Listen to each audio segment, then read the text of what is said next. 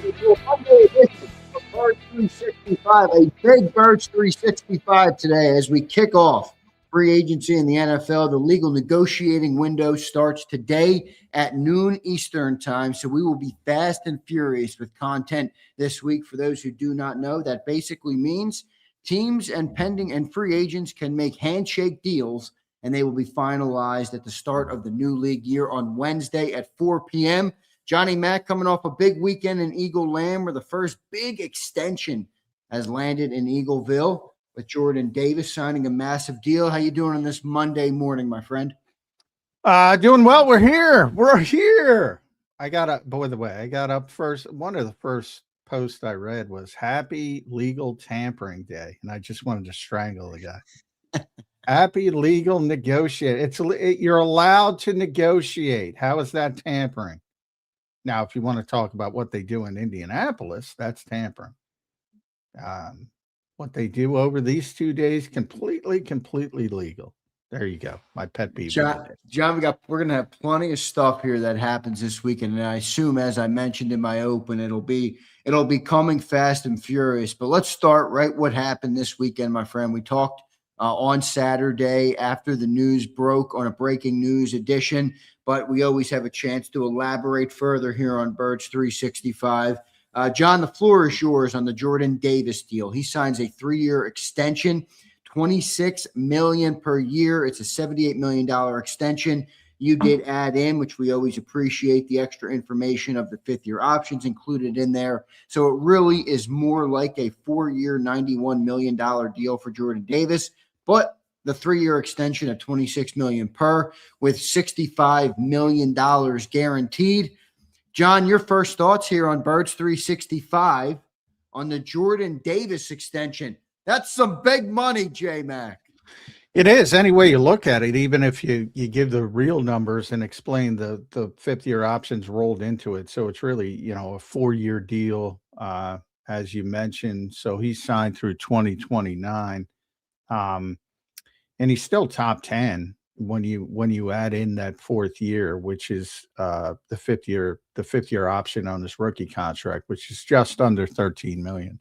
So he's still a top 10 paid defensive tackle, even if you add the context.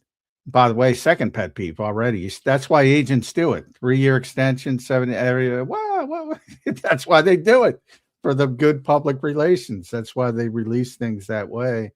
And then you got to get the more real numbers, and we'll see how it's, as far as the salary cap, certainly going down. Jordan was set to count all of that $13 million against the cap this year, so it'll come down pretty significantly as the Eagles spread it out over the entirety of the contracts, which will presumably also include void years. So it'll look much better from a cap standpoint.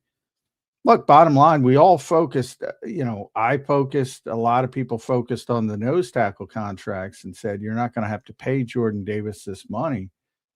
Well, yeah, I own that because I didn't think the Eagles valued him the way they just said they valued him. And what they said was that this is more of a 2-down player than a 2-down player. So that's where you are. Now, to date, that hasn't been the case. Last year, we were talking about, we came on, Ora Jomo led the Eagles in 3rd down snaps at defensive tackle last year with 170 in 17 games. Now, that pretty easy math there. That's 10 per game on 3rd down. Jalen Carter was 142, but remember, he only played 11 games, so he was well over 10. And he would have been, obviously, if he played all 17. And then Jordan Davis, who also played the entirety of the season, 87 snaps on 3rd down. So what they're telling you is that's and going how many games for Jordan? All 17? I forget. He might have sat the last one, but I have to double check when they rested everybody. I think he sat. Did he play? I don't remember. I don't know. I thought I remembered him maybe playing there. I'll double check for you. So either way, 16, 17. And he had a great season, don't get me wrong, but bottom line is, look, the Eagles pass rushers on third down were Jalen Carter when he was healthy and Moro Jomo, as they should have been. That makes perfect sense, to be honest. So now what you're highlighting is, and we all knew they were only going to keep 2 of 3 long term, and most assume that Morrow would be sort of the same routes as Milton Williams, and he'd be the guy who would play out his rookie deal and sign elsewhere. But now, boy, there's a lot of talk about Jalen Carter being shopped, even though you'll see the Eagles are taking calls similar to AJ. I was trying to jump through hoops to get AJ out of here, which tells you what's going on there long term. And by the way, I don't think he's going to do it at the new league year, but don't get all excited because the draft's coming. Now you have this other window in late August that Micah Parsons sort of opened up, and you have the in-season trade deadline. To me, it's not if anymore, it's when he's traded. And I don't think it's going to be before the start of the new league year. I'm going to have you elaborate on that a little later on, but go ahead, continue. So from the standpoint of Jalen Carter, it's, I think the Eagles are starting to envision a life with Jordan Davis and Moro Ajomo and the assets they can get for Jalen Carter. You look at Max Crosby getting 2 first-round picks. Well, can Jalen Carter get 2 first-round picks? So ask yourself, if they can get that kind of haul, would you rather have 2 first-round picks plus Jordan Davis plus Moro Ajomo, or would you rather just have Jalen Carter and Jordan Davis? It's an interesting question.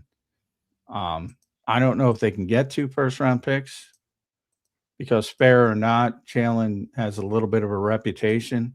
Right. But if you can, it's interesting. It's an interesting. At the very least, it's an enticing conversation. At the very least, even if you want to keep Carter, you're probably thinking about that. John, no doubt about, that's a big money contract for Jordan Davis. You said he's been a 2-down player, which is correct. And this contract is a projection of it being a 3-down, him being a 3-down player. John, you talk a lot about projection and evaluation because you're right. It's such a big part of the GM job. Is this a bad projection here by the Eagles to pay Jordan Davis this type of money, given how many 3rd-down snaps he's played in his career? Well, he played really well last season. I mean, he got himself into shape, as we've talked about with the Peloton and all the stuff that you've heard. And also he's turned into, a tremendous leader. I think that factors into it. That's a guy you want around everybody, want around the building. I think that's a part of it. But, you don't pay guys for that. They paid him because he played really well. They challenged him and he played really well and he answered the bell. So can he take that next step? Well, that's the trick. The evaluation part of it is the trick. It's always the trick. And it's always hard to, that's where things can go awry. But, he did impact. If you look at the similar players who are sort of run players who get paid, the Dexter Lawrences, Vita Bea to a certain extent, even a Lynn McNeil before he got hurt in Detroit, they're all good run players, but they also affect the pass. Now the problem right now is, a lot of the reasons he didn't get an opportunity to play on 3rd down is because the Eagles had 2 defensive tackles that are so good on 3rd down. Right. It's a big part of it for sure. Yeah. So, if he were on a different team, maybe it would look better. And again, you'd like to live in a world where you could have all 3, but you can't. So you got to make these difficult decisions. And, is he a better,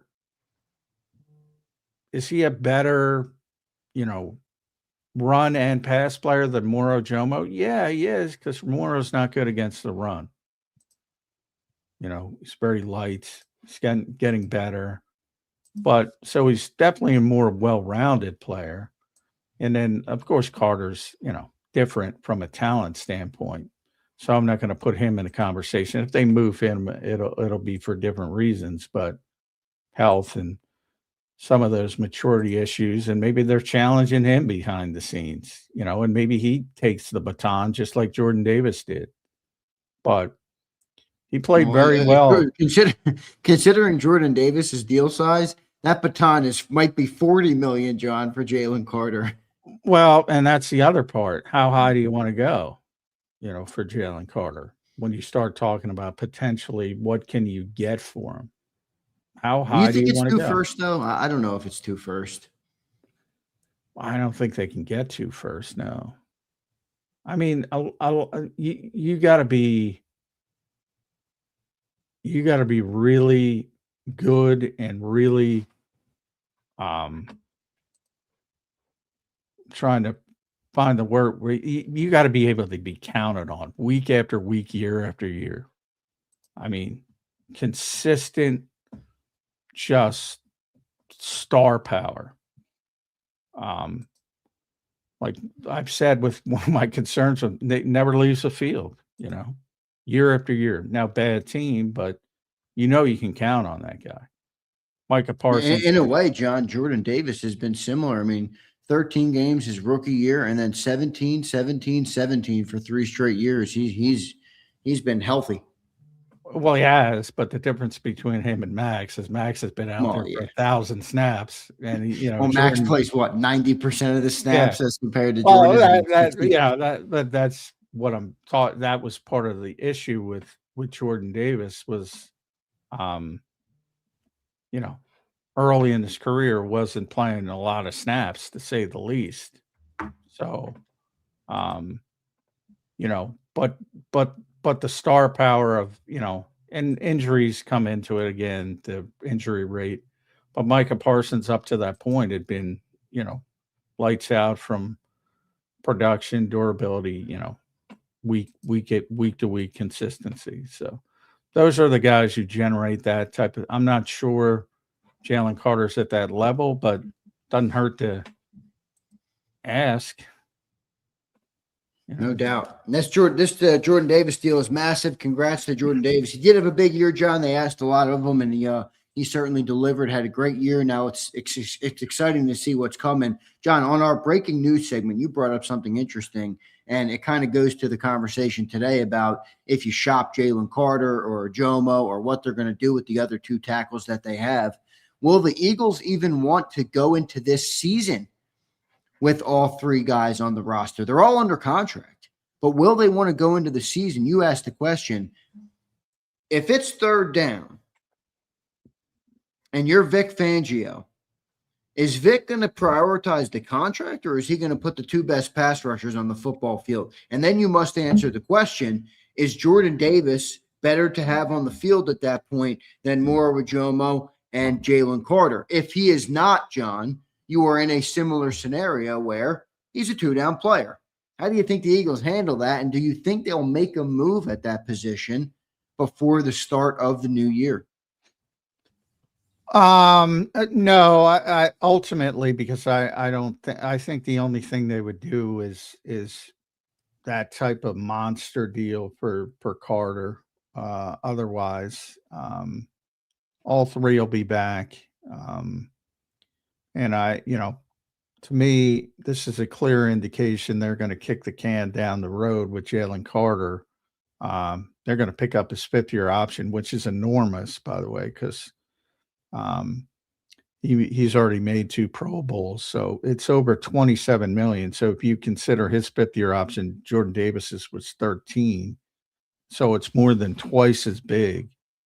But that's also, 2027, not this season. So you have some time with Jalen Carter, and then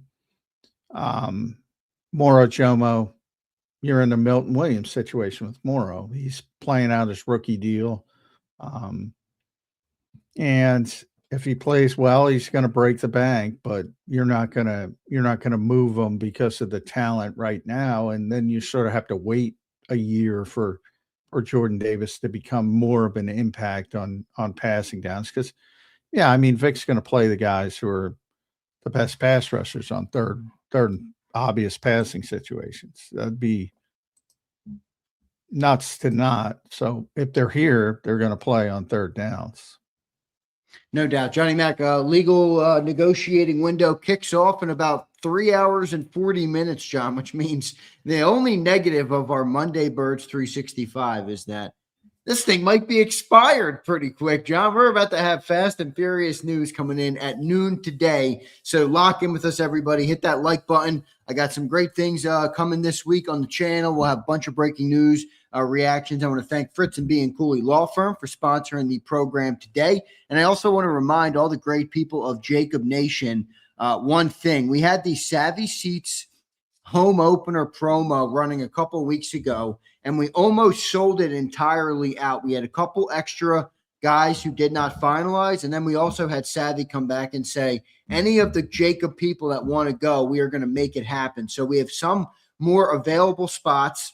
Get your text in. Shoot Krause a text, 267-261-3428, and get your JAKIB Sports Savvy Seats home opener for the Philadelphia Eagles. Guys, if you don't know about this deal, $100 per ticket gets you a ticket to the tailgate, which is going to be catered. We're going to have food. We're going to have everything down by the stadium, and it gets you into a seat in the stadium, not standing room, in a seat in the stadium. $100 per ticket. You're not going to find that anywhere else. Good luck going to the home opener for less than 100 beans. So we're going to do it for everybody for $100 with the tailgate included. I'll be down there. I might be doing the pregame show from down there, Johnny Mac. So we will see how that goes. So shoot Krause a text, 267-261-3428, and get your tickets today. Johnny Mac, legal negotiating window opens at noon. What's the first news we're going to hear in Eagle Land when it comes to this window that kicks off today? It's got to be Jalen Phillips, right? Because of the it's interesting. They changed the rule this year where, previously during the legal negotiating period, you can only deal with agents. You couldn't talk specifically to players. And now you're allowed to talk to players via Zoom or some kind of video conference for an hour per. So, and you have 5 guys you can talk to in that way. So teams might want to wait a little bit longer to check in with guys. I don't know. This is the first time it's happened. So we'll see how that affects things. Be interesting if I assume we'll uncover eventually the 5 guys, and the Eagles are going to talk to 5 guys because they have the option. They're going to do it. right. So I imagine they'll come out eventually, but we'll see. So it's kind of new, uncharted grounds for how it's going to be.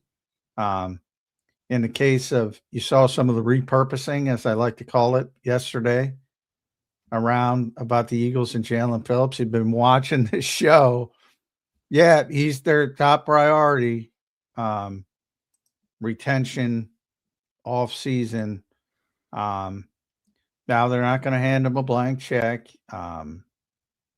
There is a walk away number. Don't know what that is. Does the Davis deal have any impact there?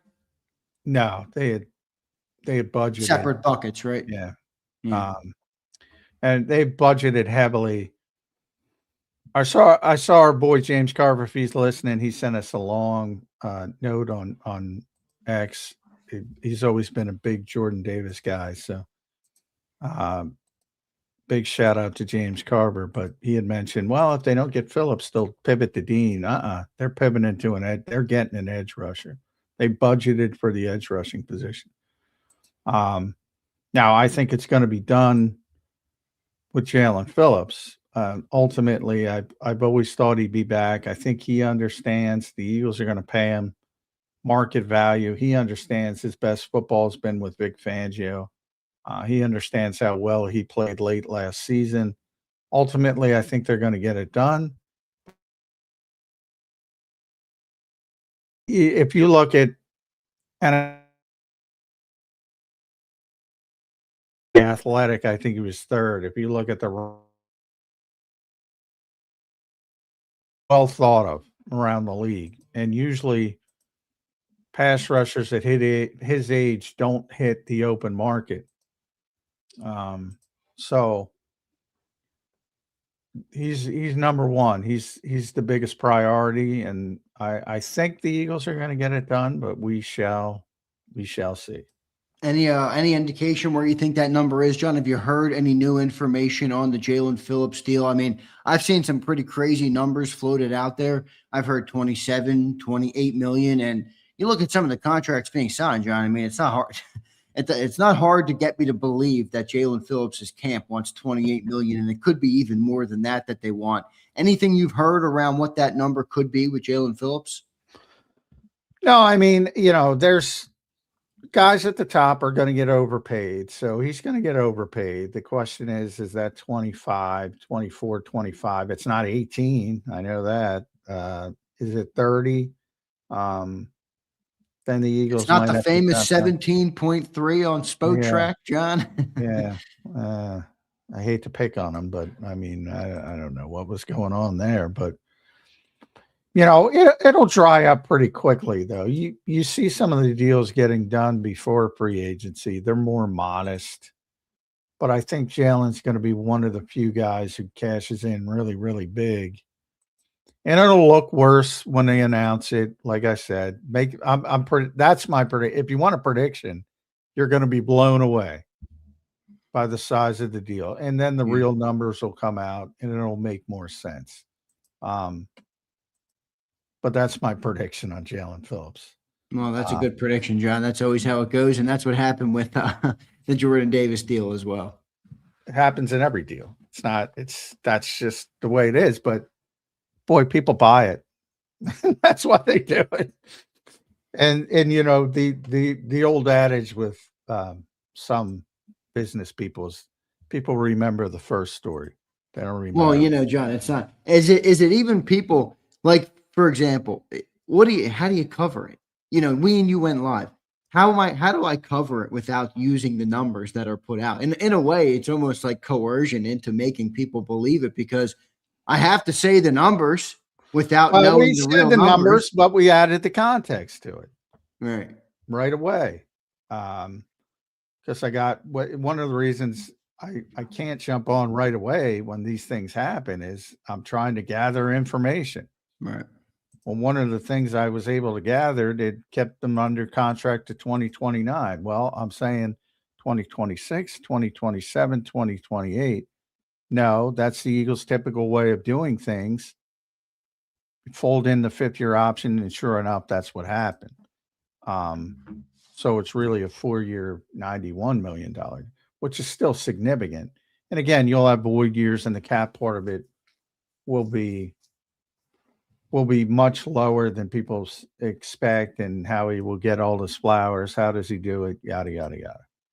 Well, he does it because, what's going on with AJ, Yeah.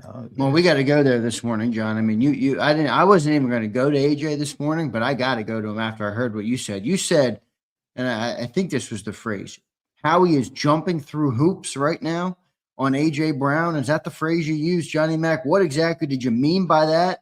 And elaborate a little bit on what the latest you've heard on the AJ Brown saga is here in Philly. Well, we said from the start it makes no sense from a business perspective to trade AJ Brown right now because of the impact it does to your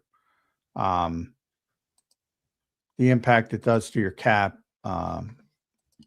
right away if you make the trade now. It doesn't make any sense. So, I think the term that Mike Garafolo used was trying to be creative. Can we do 2 separate deals? Can we do a deal now and do a deal after June 1st? And then he doesn't go to you to after June. It's not, and nobody's biting on that, obviously. So, so this talk of, we don't have to trade him. Well, you're doing a lot to try to trade him. So to me, that's where I say it's not if, it's when now. It might, and I don't think it is going to be right now because it'll impact the Eagles too much in the short term. The next window will be the draft. Probably won't happen then either for the same reason. Next window is after June 1st, but really August could happen. Micah Parsons kind of opened up that market. In season could happen. Next March will happen. I mean, best case scenario, you got 1 year left with AJ Brown, in my opinion. Now, also things can go well in that year. Sean Mannion can turn into Bill Walsh. Jalen Hurts can turn into, Joe Montana and throw a bunch of and AJ could all of a sudden be happy again. So, when you have time, you can fix things. But I mean, the guy's trying to be creative. Maybe I went too far and jumping through hoops. Why are you trying to be so creative if your goal is to keep him here? Why?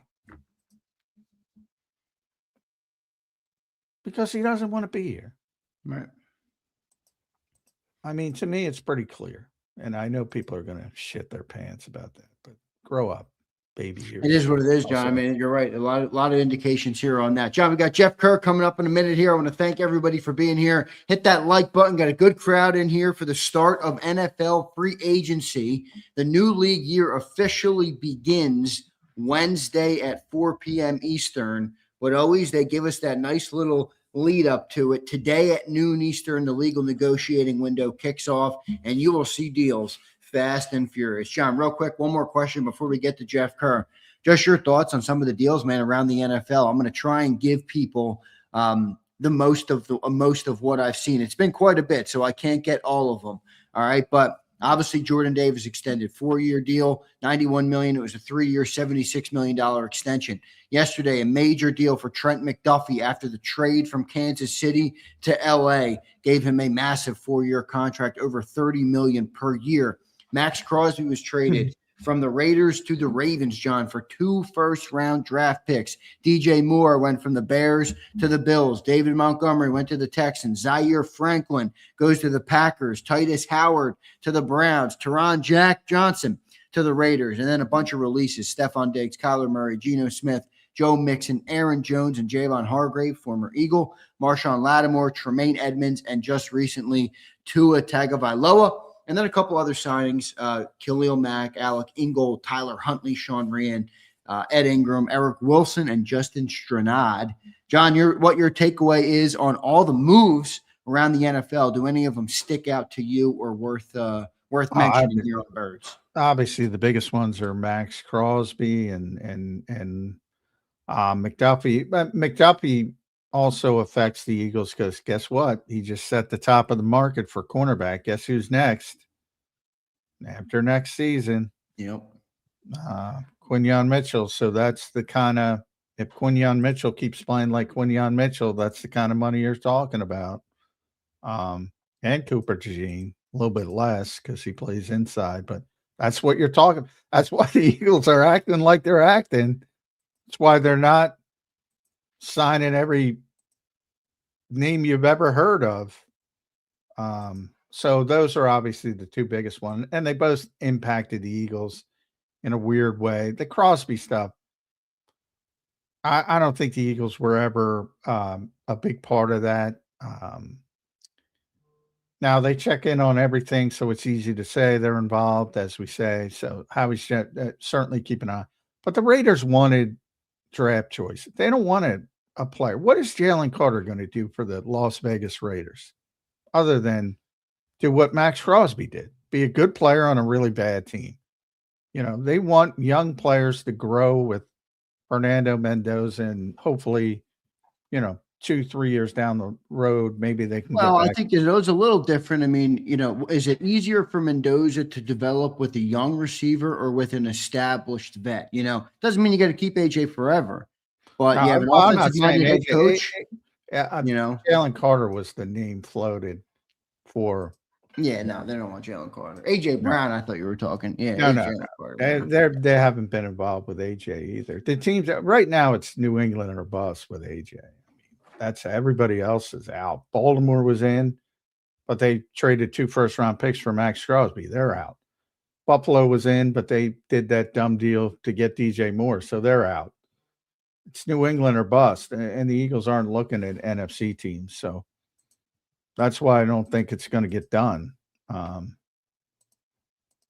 Just, the Patriots aren't budging, and Howie's not budging, and so it will continue, in my opinion.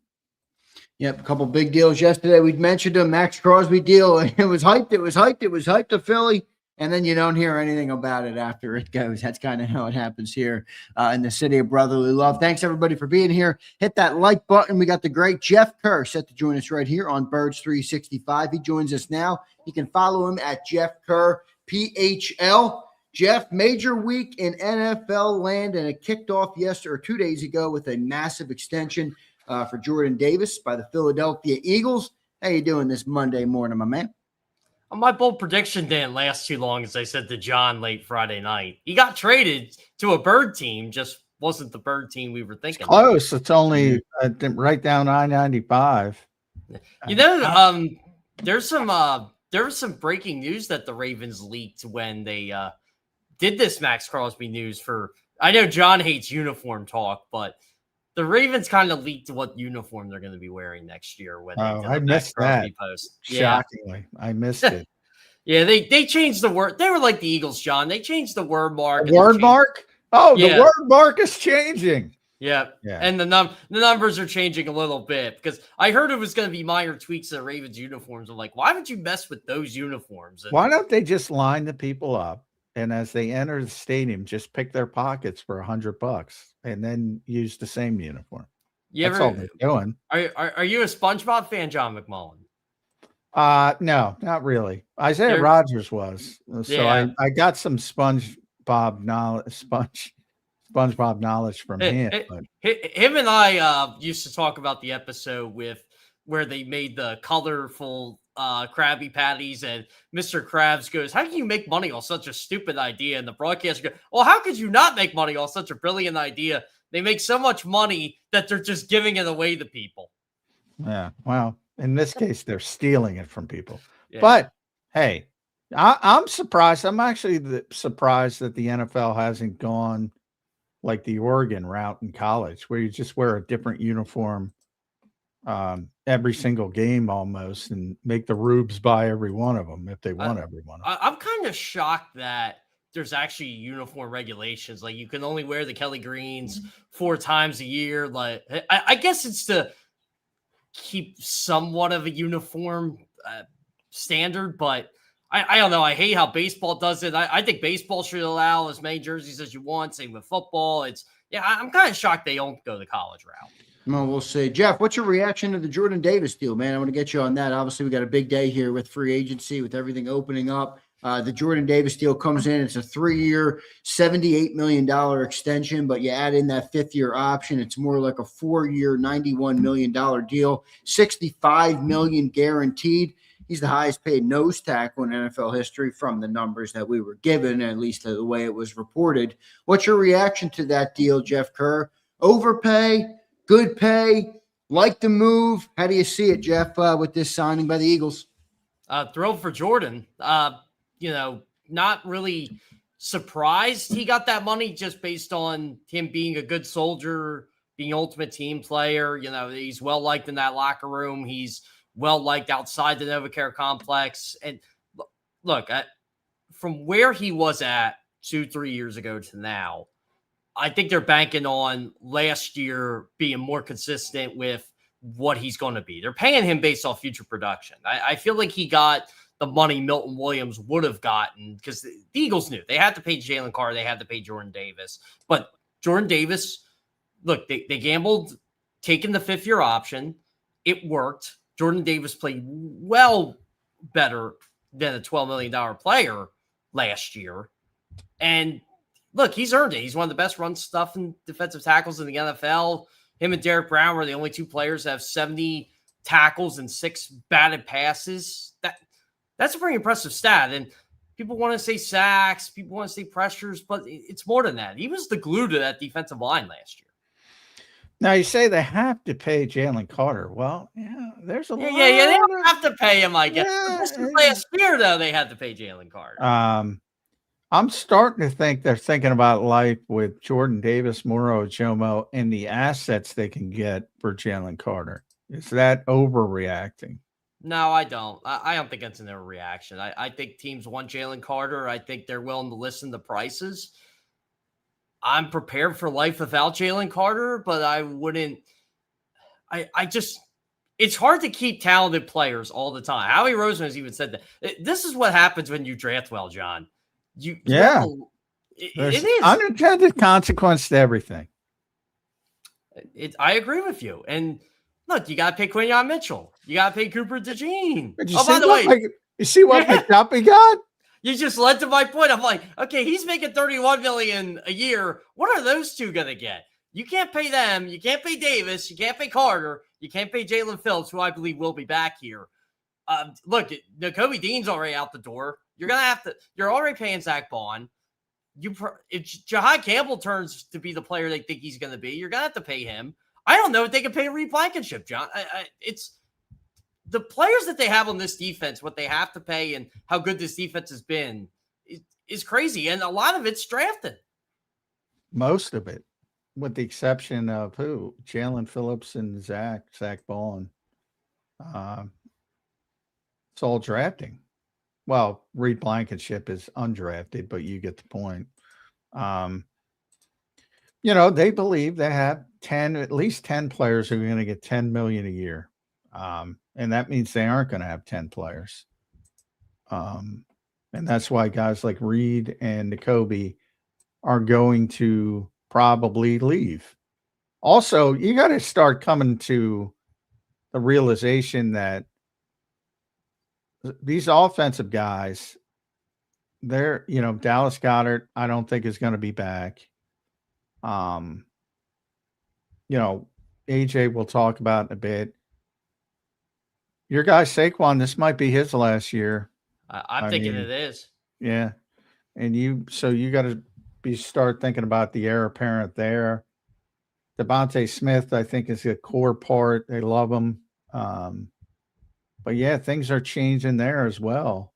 And you got to go heavy offense in the draft. That's why I was kind of joking when people were like, why would you interview Nick Singleton, Kaytron Allen at the combine? Well, there's a reason for that. Saquon Barkley isn't going to be here forever. No. And now if the Eagles come out of today with the news that all they did is re-sign Jalen Phillips, will that be regarded as splashy or not? To me, it's splashy. I know he's one of your own players, but don't you want to keep one of your own players? It's Philly syndrome, right? When people would tell me, because I cover baseball, the Phillies didn't do anything this offseason. I'm like, what are you talking about? They re-signed Kyle Schwarber. They didn't re-sign Kyle Schwarber. You'd be complaining about that. It's amazing. It's an amazing story in human nature. People don't, if they're on the team, they don't consider, like, that's a big move. That's going to be one of the biggest contracts in free agency. That's a big move. They just re-signed Jordan Davis to a massive deal that overshot all our projections. If those are the first two moves in what was described as a retention off season, that's a big deal. Is it not? I'd be excited for it. It means that they're keeping that window open, right? And look, we knew they weren't going to keep Nakobe Dean. So, even Reed Blankenship, I think everybody is just tired of. I know when I signed on, you guys were talking about the AJ Brown stuff. I think people want a resolution to that, but it is a big deal if you re-sign Jalen Phillips. Yeah, it's a massive deal. We'll see how massive. One of the guys I mentioned was Monteric Brown. He re-signed with Jacksonville, 3 years, $33 million. Now, you can't have a cornerback too make $11 million. So, but if they sign somebody like that, I think it would be considered more of a splash than keeping your own place. It's weird to me. It's weird. John, do you think like they're going to surprise all of us and sign somebody that wasn't on the radar, or just get a free agent that you're just like, wait, they they were in on this player or this position? Well, I think, like if they don't get Phillips, if Phillips goes to 30 million, yeah, then I think they're going to go get somebody pretty good. Might be a trade for Grenard. Might be Mafe, somebody like that. I wasn't shocked when Fowler came out with that in the Fowler files yesterday that they were looking in on Grenard. One, because they like premium edge rushers. That's why I think Jalen Phillips is going to be back. And two, that's their plan B or plan C or whatever. They're just making sure all tracks are covered in case Jalen Phillips. Because Jalen Phillips on the open market, he's going to get paid.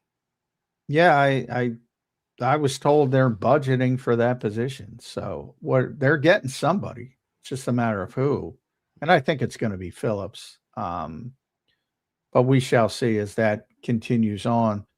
All right, should we talk about AJ? Yeah, I don't know if you heard what I said, but to me, it's no longer if, it's when. I don't think it's going to happen early. I don't think they're going to trade him until after June 1st. And I don't know if it's going to be until next March.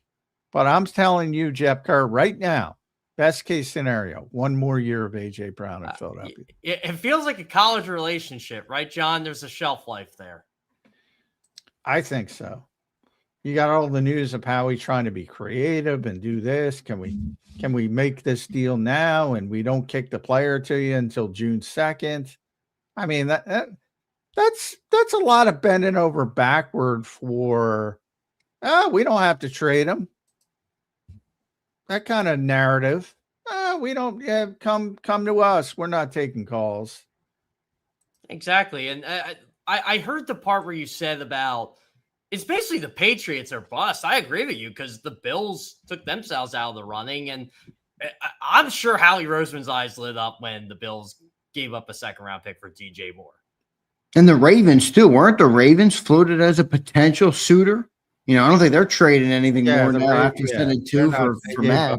I think the Ravens saw they could get Max Crosby, and they had the mid-first-round pick. And, look, say the Eagles even were in on this.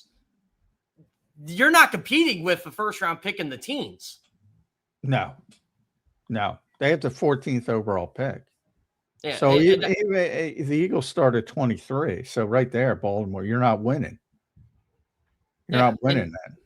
And that's a huge deal for the Ravens. But look, the Ravens last year, for some reason, they couldn't get to the quarterback at all. And their best pass rusher, they traded to Los Angeles, Adofe Owe. So yeah, that was weird because he had a pretty good year out there.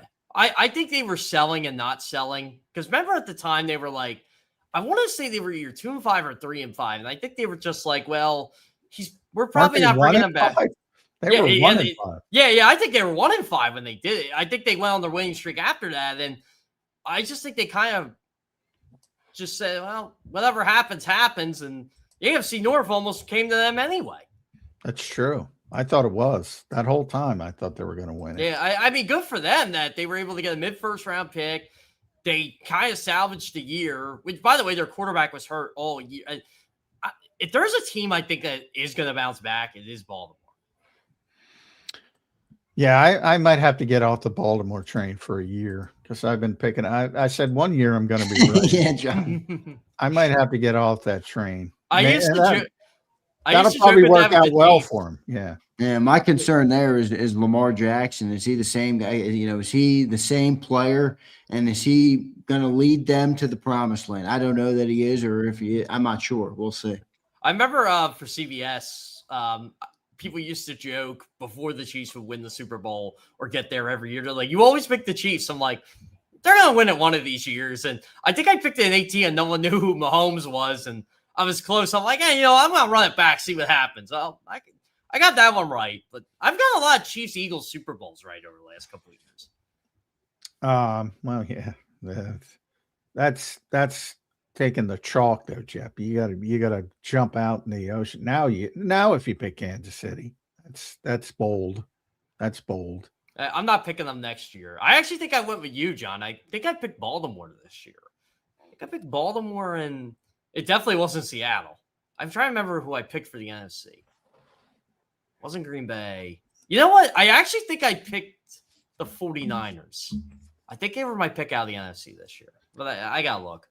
I picked them to make the playoffs because of that schedule, man. Yeah. Well, Yeah. they easily made that. And Yeah.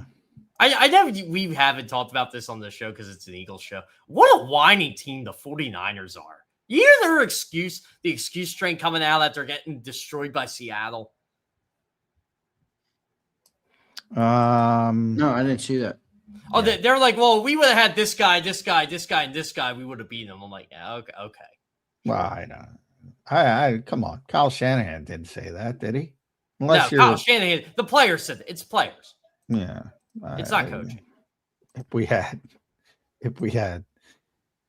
what was it? Candies and nuts. We'd have a party. Whatever. But, Well, I will I've heard they did better one. than most teams would after losing the type of caliber that they lost last year. That's what I said. Well, Like, they beat the Eagles in the fight, which was a horrendous loss by the Eagles. You know, and then they got their asses whipped, which was totally predictable because they didn't belong in that game. Yeah, that's what was so disappointing about the Eagles postseason loss. Yeah, that was a gimme. Yeah, that they was got a their butts gimme. whipped 3 weeks ago by that same Seattle team at home. So I'm like, Seattle's gonna kill them. Hey, I agree with you, John. That's what was so disappointing. And then you see the Bears being as vulnerable as they are. The Eagles did have a path.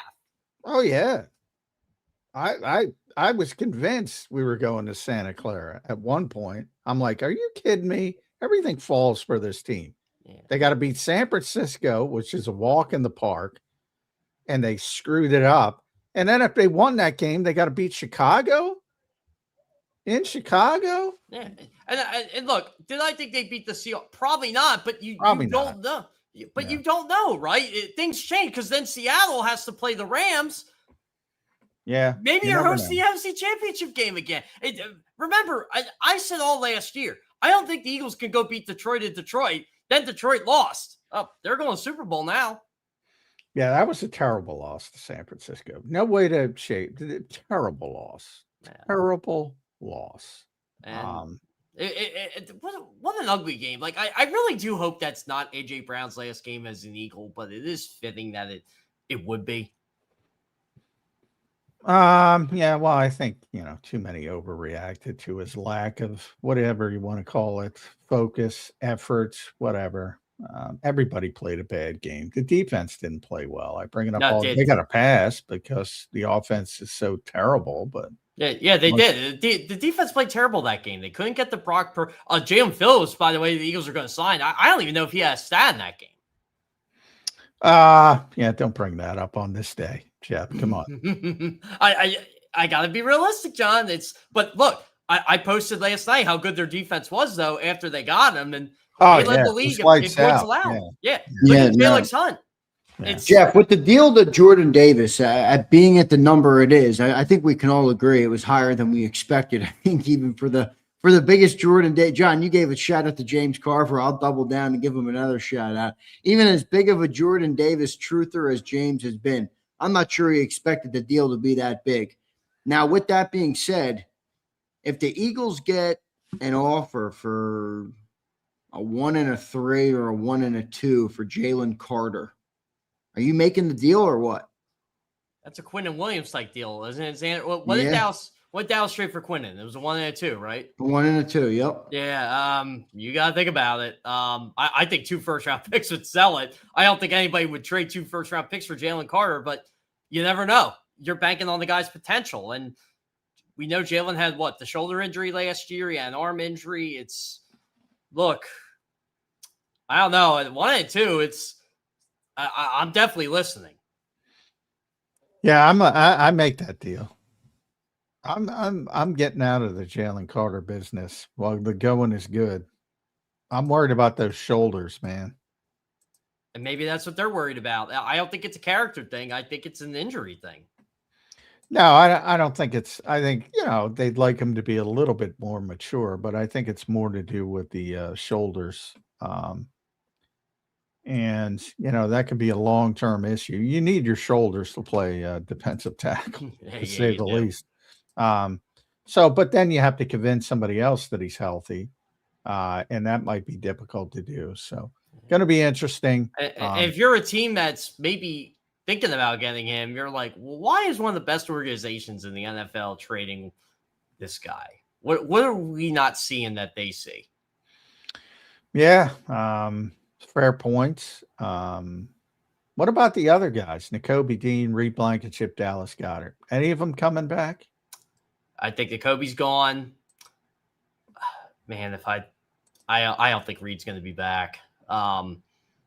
Goddard's a we'll see. I don't know. I think Goddard has a market. I mean, he's still one of the better tight ends, and he had a great year last year. But if I wish I had more clarity on AJ Brown if I knew what they were going to do with Dallas Goedert. Well, I don't think they're going to trade AJ. So Not there's right. the clarity. Not right now. Not right now. Unfortunately, Eagles fans, I think you're going to be hearing us talk about AJ Brown for a long time.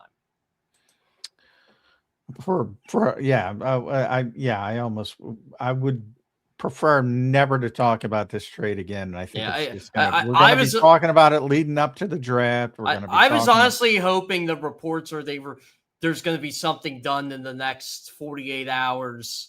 I think that was on Saturday. I'm like, oh, thank God.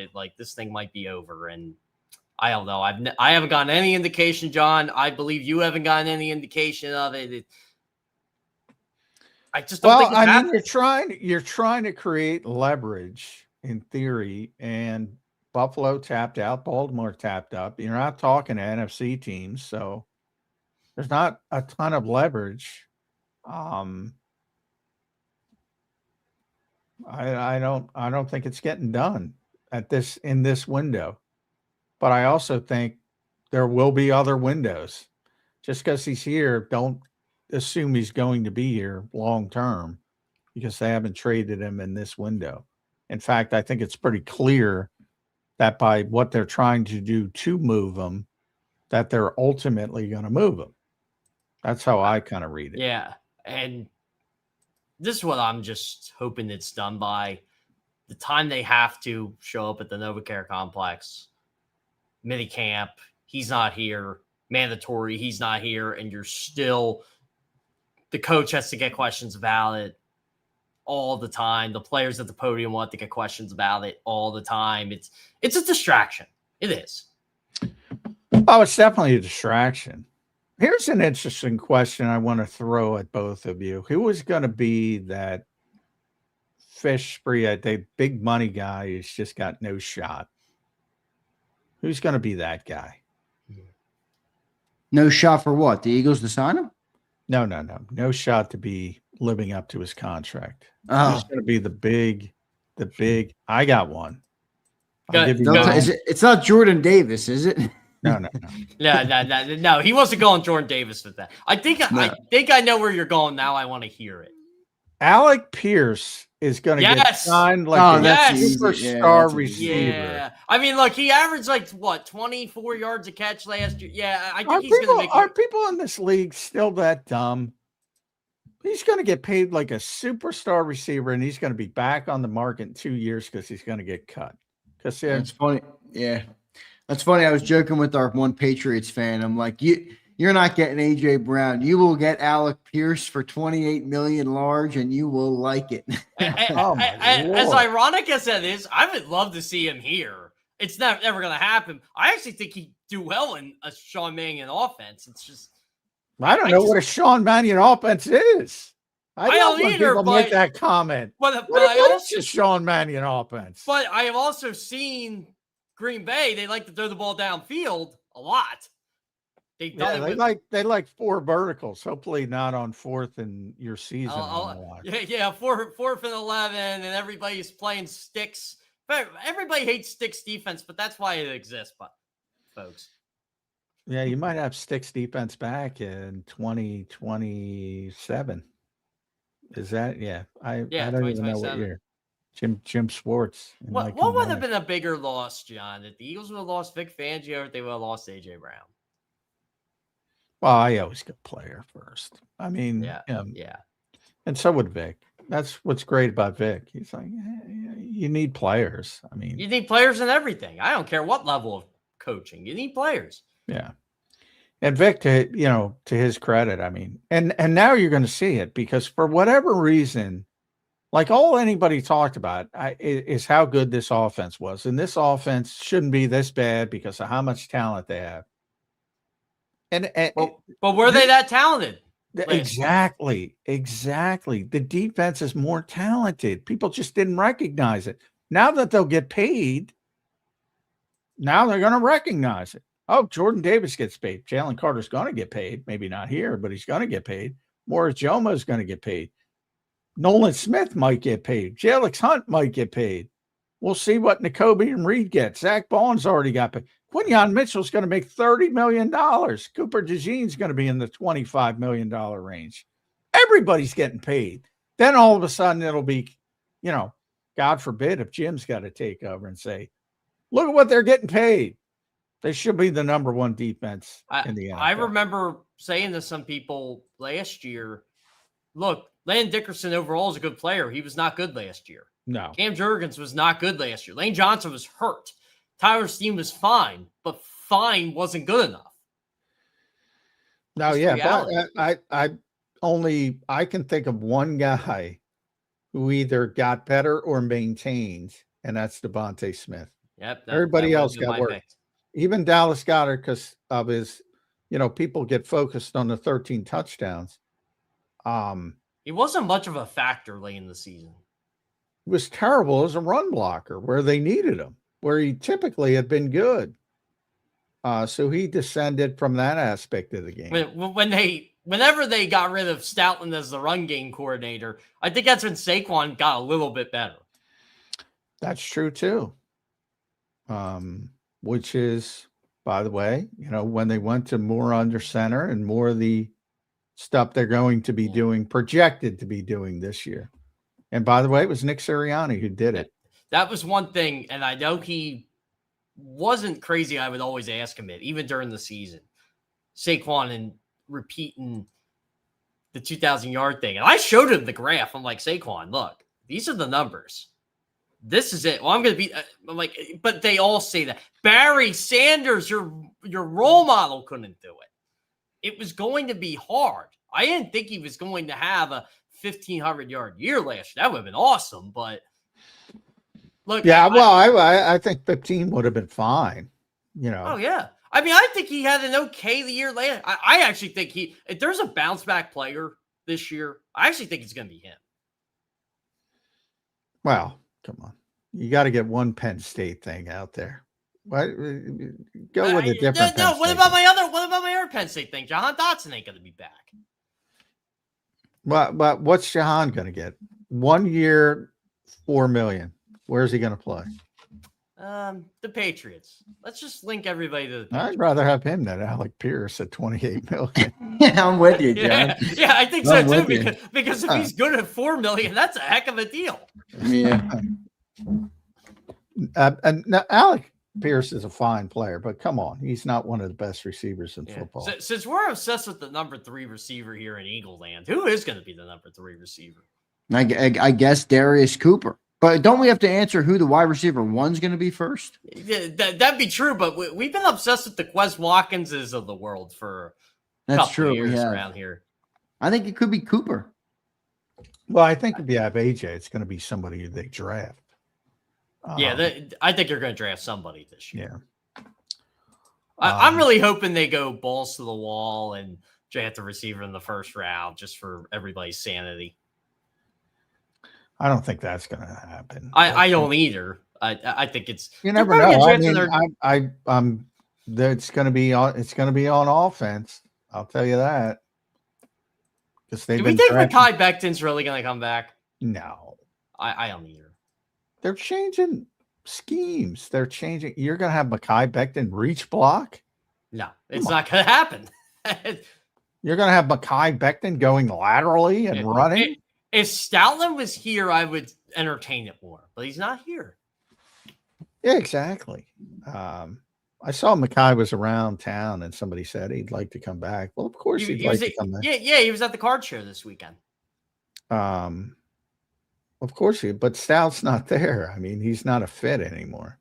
That's why they're talking about young athletic tackles in the draft, because they want somebody who can move. That's actually what I think they're going to do. I think they're going to draft either an offensive tackle, or if a certain tight end falls to them, I think they take them. I don't think they're taking the tight end. Could be wrong, but I don't think they are. I don't think it'll be a problem, because I don't think he'll reach 23. Well, that's what I'm saying. He's not going to get there. But I don't think they take him even if he was there. Just Eli Stowers might be more athletic and they can get him later. I think they can get a good tight end later. Is how they look at it. For some reason, I think Stowers might go in the first round, just because of how he did last week. Well, that would be something. I wouldn't take Max Clare or Clare, however you say it. I think it's Clare. That's your guy. Focus on him.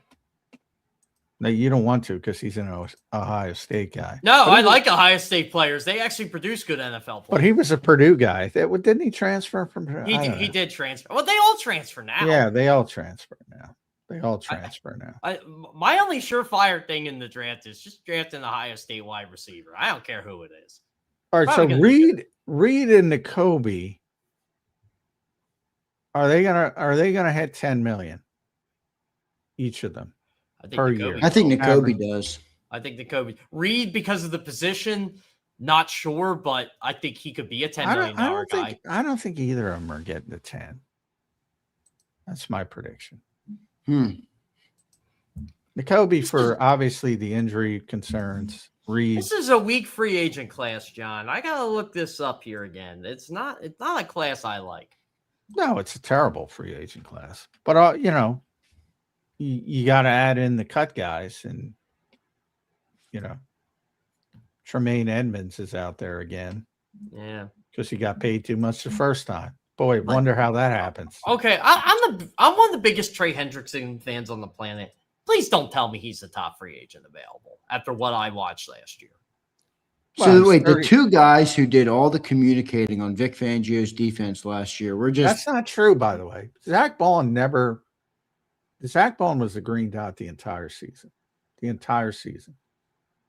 Nakobe started, obviously they didn't know when he was coming back, so somebody had to wear it, and he was handling the role so well they never took it from him. Now Okay, Reed, I didn't know that. yeah. Now Reed, yes, Reed's the and Vic has said that, pretty consistently. He sort of runs the back end. But who replaces Reed? They don't have any depth. That's why it's easier to lose Nakobe, because you have the next guy up is already there. Safety, you don't have that guy. I mean, you might have to bring Marcus Epps back as an insurance policy. That's what I was thinking. I'm like, I don't know. That's why I wouldn't be upset if they brought Reed back, because they kind of need him. Yeah.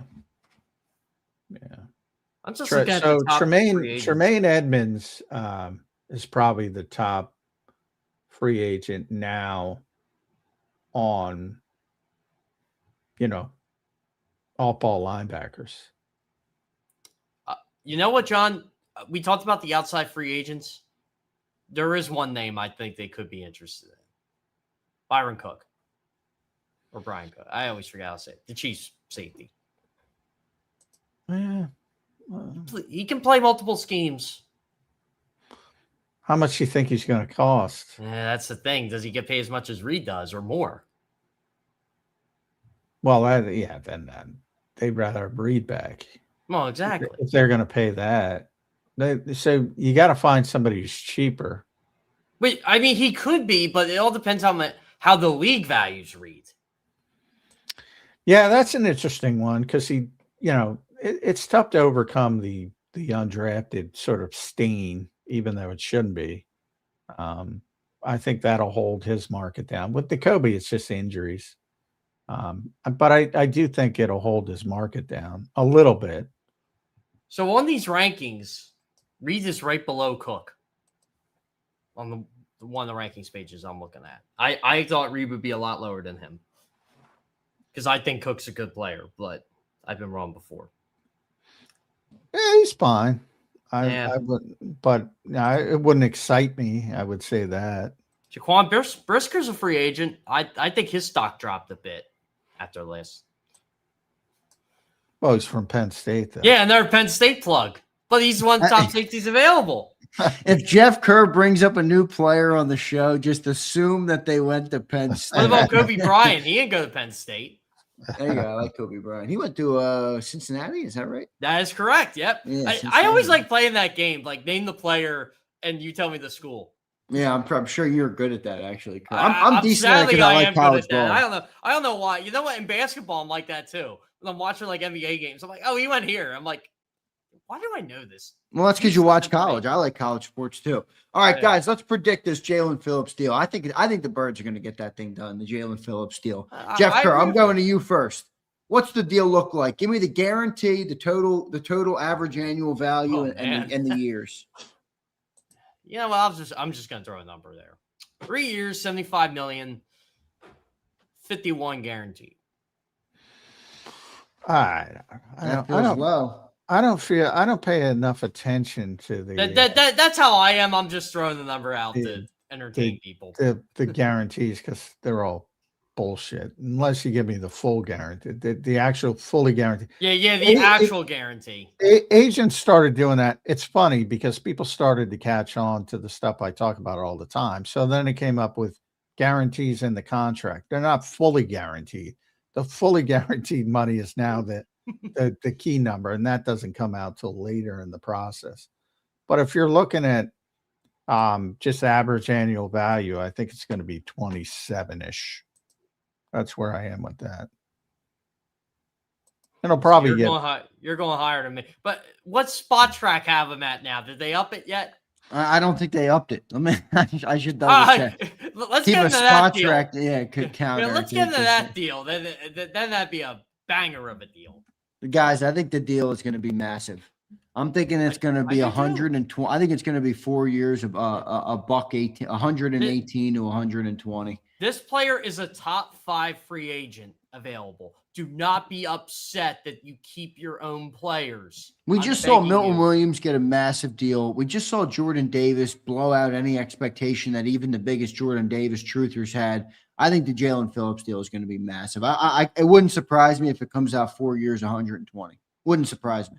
By the way, to give you an example of the hinky math that I was just speaking of, and I know people roll their eyes. Aiden Hutchinson's deal, $45 million a year, was advertised as $141 million guaranteed, $180 overall. The fully guaranteed, 55.7. That's insane. 55.7. That is crazy. So, those first numbers that come out, just take them with a grain of salt. Well, when John breaks news today, he's going to mention the agent and the agent to the agent and the agent to that agent. And they're God bless them. And they're doing a great job, man. They're doing a great job. But there's an example. Now, Aiden Hutchinson's top of the market. Now, here's the crazy thing about Micah. Micah got 46.5, so just over Hutchinson. But his guarantee, full guarantee, not total, full, 120 million. Massive. So, that's the difference. When you talk about Miles is 160 million, 88.8 fully guaranteed. So I just don't want Jalen Phillips being a free agent too long, because if he is, and he's talking to people on Zoom. That deal's going to come. That deal's going to come today at 1 o'clock. There's a new rule this year, right? You can talk to like as many as 5 players on a Zoom call. 5 players, 5 players. I think the Eagles are going to get it done before he hits. I do too. I do too. Before that 12:01 or whenever. Yeah. Do you miss the midnight days, John? No. Why would anyone miss the midnight days? T.O. signed with the Cowboys, I think. It was like at 12:30 at night. Yeah, Jeff, why? I imagine you loved the midnight days. Oh, I did. Oh, no, it was glorious. Being the true sports honk that you are, Jeff loved the nights. Zander, those days were like the early days of Twitter, and you would hear so many sports reporters complaining about the midnight thing. And this is before the swarm of people complaining about it came in. It was so funny. I'm like, wow, you're getting paid to do this. I'm just doing this because it's fun. No, it is not fun. I probably hate it now, but I loved it when I was 18. It was so dumb they changed it. They had to change it because it was dumb. You know what? It was also dumb back in the old days when people used to go on free agent visits, and then track the planes, track the plane, track where they're going. Yeah, they wouldn't announce. Like remember when Asante Samuel came here? Like you didn't really know he was here until like 8 a.m. that morning. Unless John Clark was at the airport. That's how he became Johnny Airport. Yeah. Now that is, he'll still do it. He'll show up when, guys are coming in for the first time, but it doesn't have the same kind of cachet. Is this just me, or did free agency not really blow up until like the NFL Network came around? Whew. Well, it's always been a big deal. Yeah, but I never thought it had like the magnitude until like there was like 24/7 coverage of it. Like it was the start of, I think that's more social media than anything. Yeah. Look, the worst thing in the world are these morons with their 5 trades for Max Crosby people.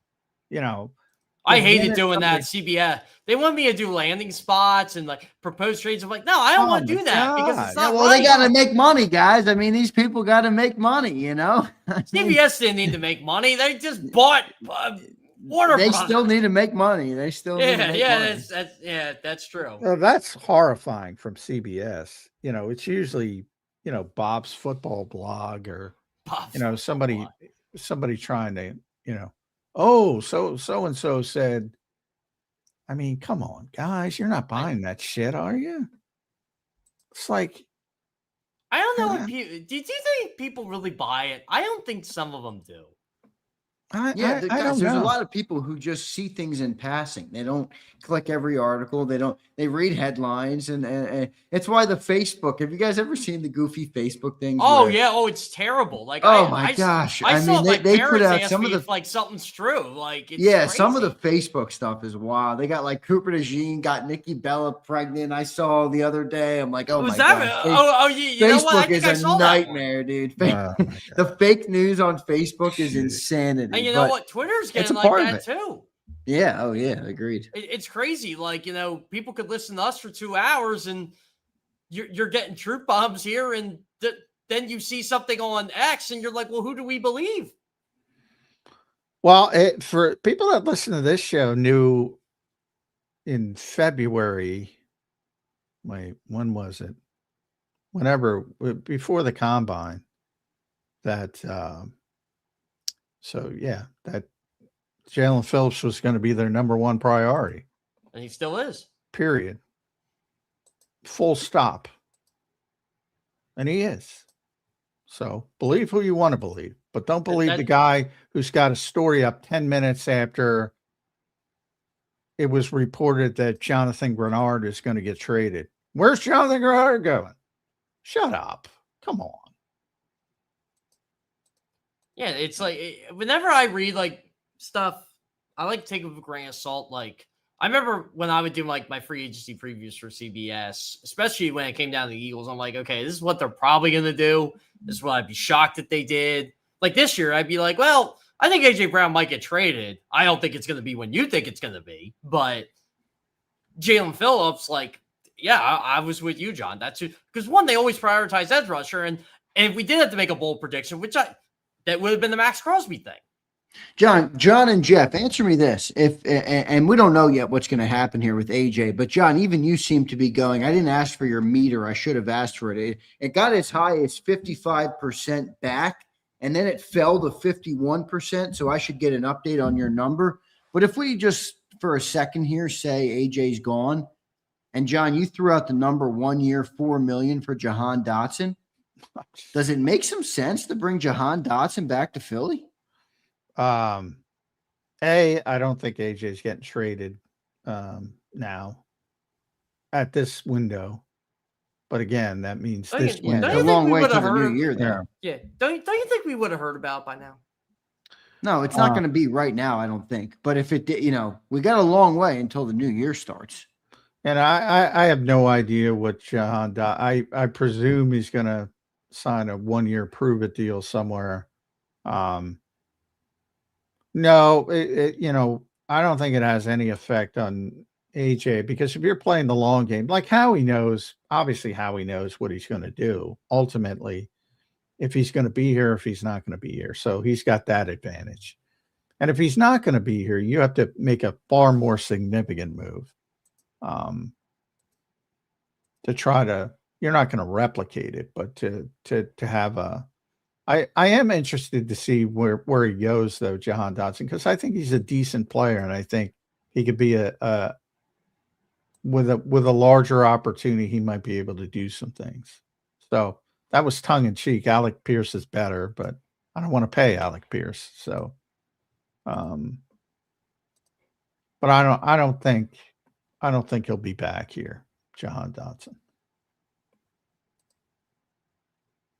Yeah, I don't think he's coming back either. I don't think he is. I just threw it out there because if AJ's gone, I mean, I'm not saying you're going to replace AJ with him, but if Devontae becomes the one, and you need a 2, and you use a draft pick, he could be a good stopgap guy, that you have in there for a year.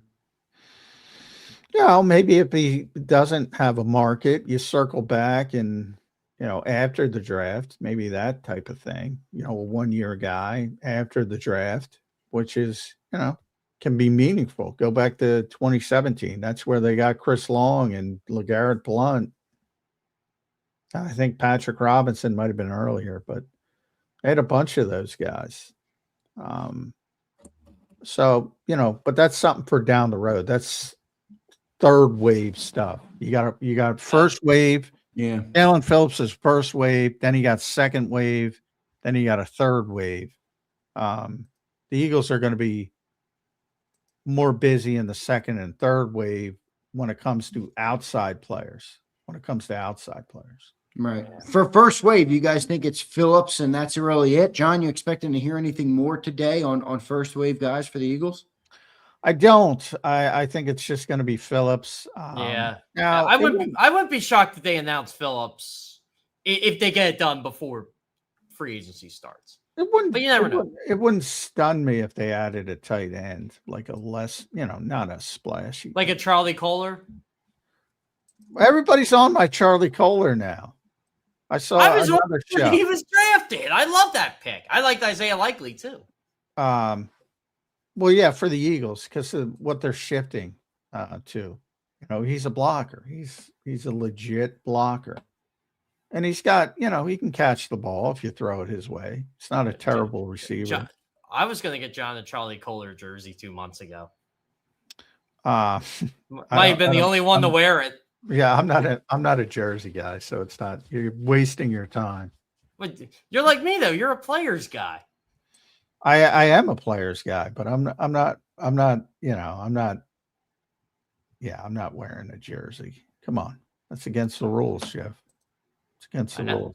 I know it is. Krause asked me. You can ask him when we used to do like live. I heard this story. Yeah, we could put on Eagles. You just don't know. No, I cannot. No, I mean literally, you can't. I mean, Zach Berman said the same thing, and I said, "Good for you, Zach." I'm like, no, we can't. No, we can't do that. I have no problem with you never putting a jersey on. That doesn't bother me one iota. In fact, I think it makes some sense. That's the same thing here. It's I have jerseys. I hang jerseys up. I don't wear them. Oh, Jeff, I assume you are a jersey guy. I don't even think you can keep a poker face on this on me. I know you got jerseys. Whose jerseys do you think I have? I think you have Phillies and Sixers jerseys. Probably the most. I have Sixers jerseys, but I don't cover the Sixers. I don't cover the Sixers. That's true. Do you have a Maxey jersey? Oh, I got a ton of them. You got a ton of them? A ton. How many Maxi jerseys? So Why do you need more than one? in 2017, I decided in my awesome wisdom, it's stupid wisdom. Let's go get a City Edition jersey every single year. Voila. City Edition jersey. Some of them are hung up. My God. You're gonna make Johnny Mac lose. I know, that's why I said today, it. I said for him. Did you I got a lot buy of Penn State that? jerseys, Did you buy too. that crayon version that Barkley hated? He said it looked like his daughter did it with her crayons. That bullshit logo they did the one year. Remember that? Oh, the City of Brotherly Love one? No. It was one of the Barkley era jerseys with the terrible 76 or 76. It was awful. But they brought it back. The Suxers jerseys. I don't know. All I remember is Barkley said it looked like his kid drew it with her crayons. I'll have to look that one up. I'm sure I have it. It's a bad looking jersey, as opposed to the clean Dr. J jerseys. Oh, they're the best one. I have a lot of Mitchell and Ness jerseys. I collect them.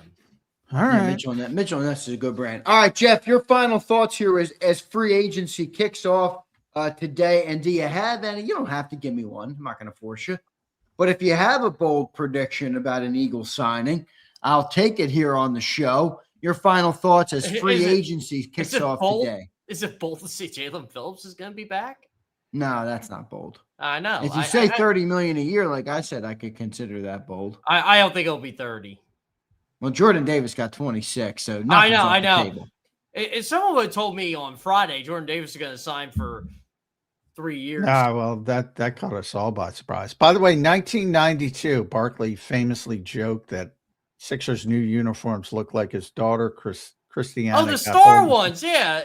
I have some crayons. I got a Mitchell and Ness one. What a brutal looking jersey. What a brutal. Throw that one out. Do it for me. That defined the 90s, John McMullen. Awful. And people wanted to bring it back. Take that thing to the local thrift shop. You might get $4. You know what I laugh about? Like, I remember back in the 90s and 2000s, everybody hated how everybody went to the darker jerseys and changed their logo. Now everybody wants them back. It's just funny how time works. No. You know, the worst uniforms, you'll appreciate this, Jeff. The Houston Astros and the J.R. Richard. And the J.R. Richard days? Yeah.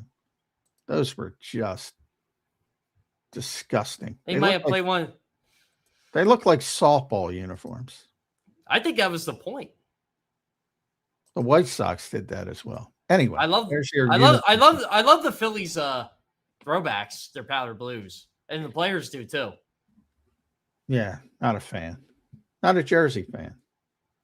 I'm gonna get in trouble though. Me neither. I prefer the merch. I like merch, but I'm not a big jersey guy. I never had merch. Back in the day, even I wasn't when they won the Super Bowl. I bought the Mitchell and Ness jacket. That thing is dope. I don't wear it much, but it's cool to have. But all right, Jeff, good stuff today, man. We appreciate you doing it. As always, a lot of stuff on the horizon. By the time we talk to you next week, Jeff, there'll be a lot of changes to the Philadelphia Eagles. Thank you for doing it today, my friend.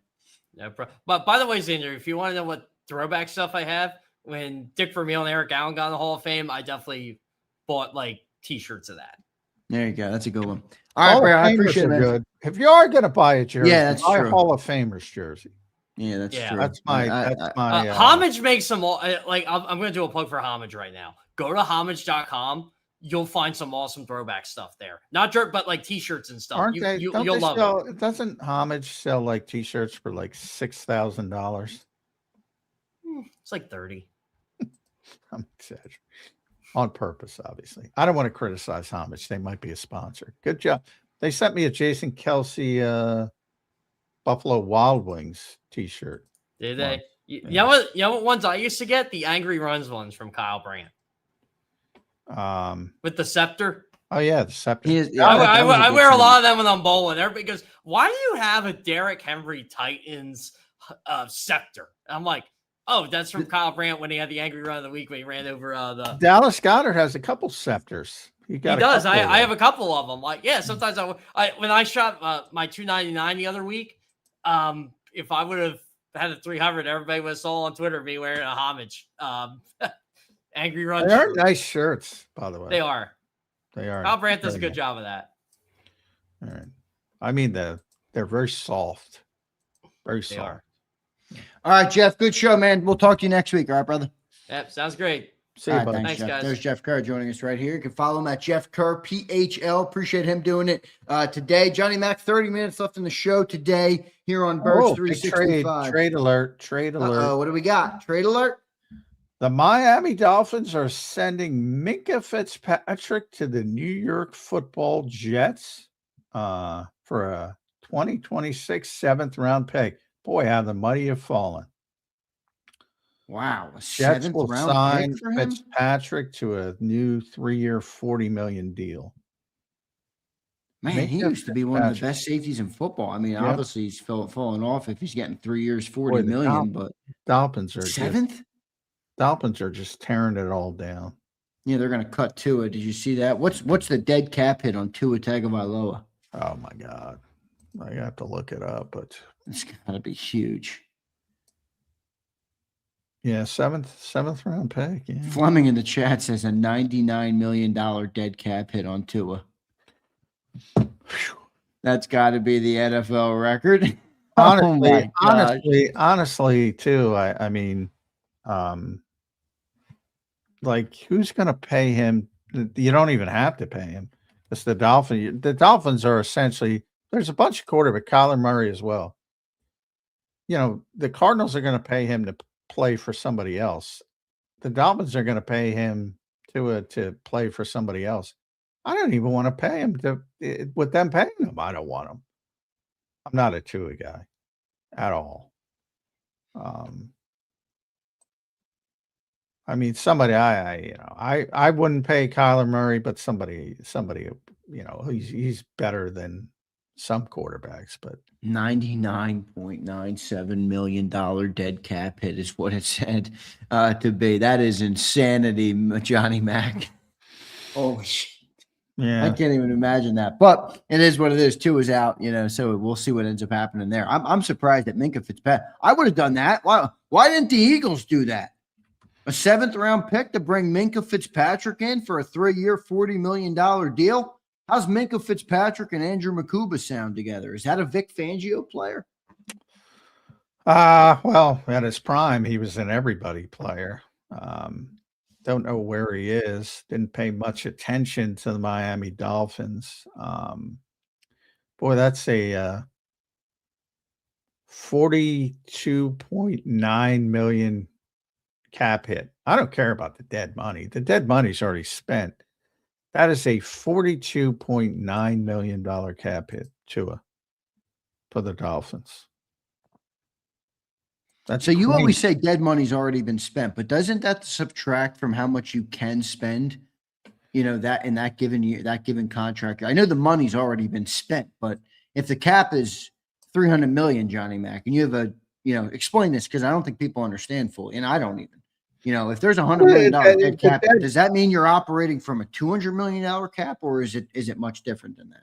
No. The dead money is just essentially money that you've already spent and is still on the books. And then your cap hit you're taking is 42.9. So when you're talking about the 300, whatever it is, 302, that 42 is coming into that. So that's the far more significant part. You know, the dead money is a billionaire picking up the tab, which, you know, all right. Jeffrey Lurie's done it a bunch. Now other people are following suit. The far more difficult part is the cap hit. And the same thing with AJ Brown to a lesser extent. Like the dead money they can live with. I can't live with it. They can live with it. The cap hit is the problem.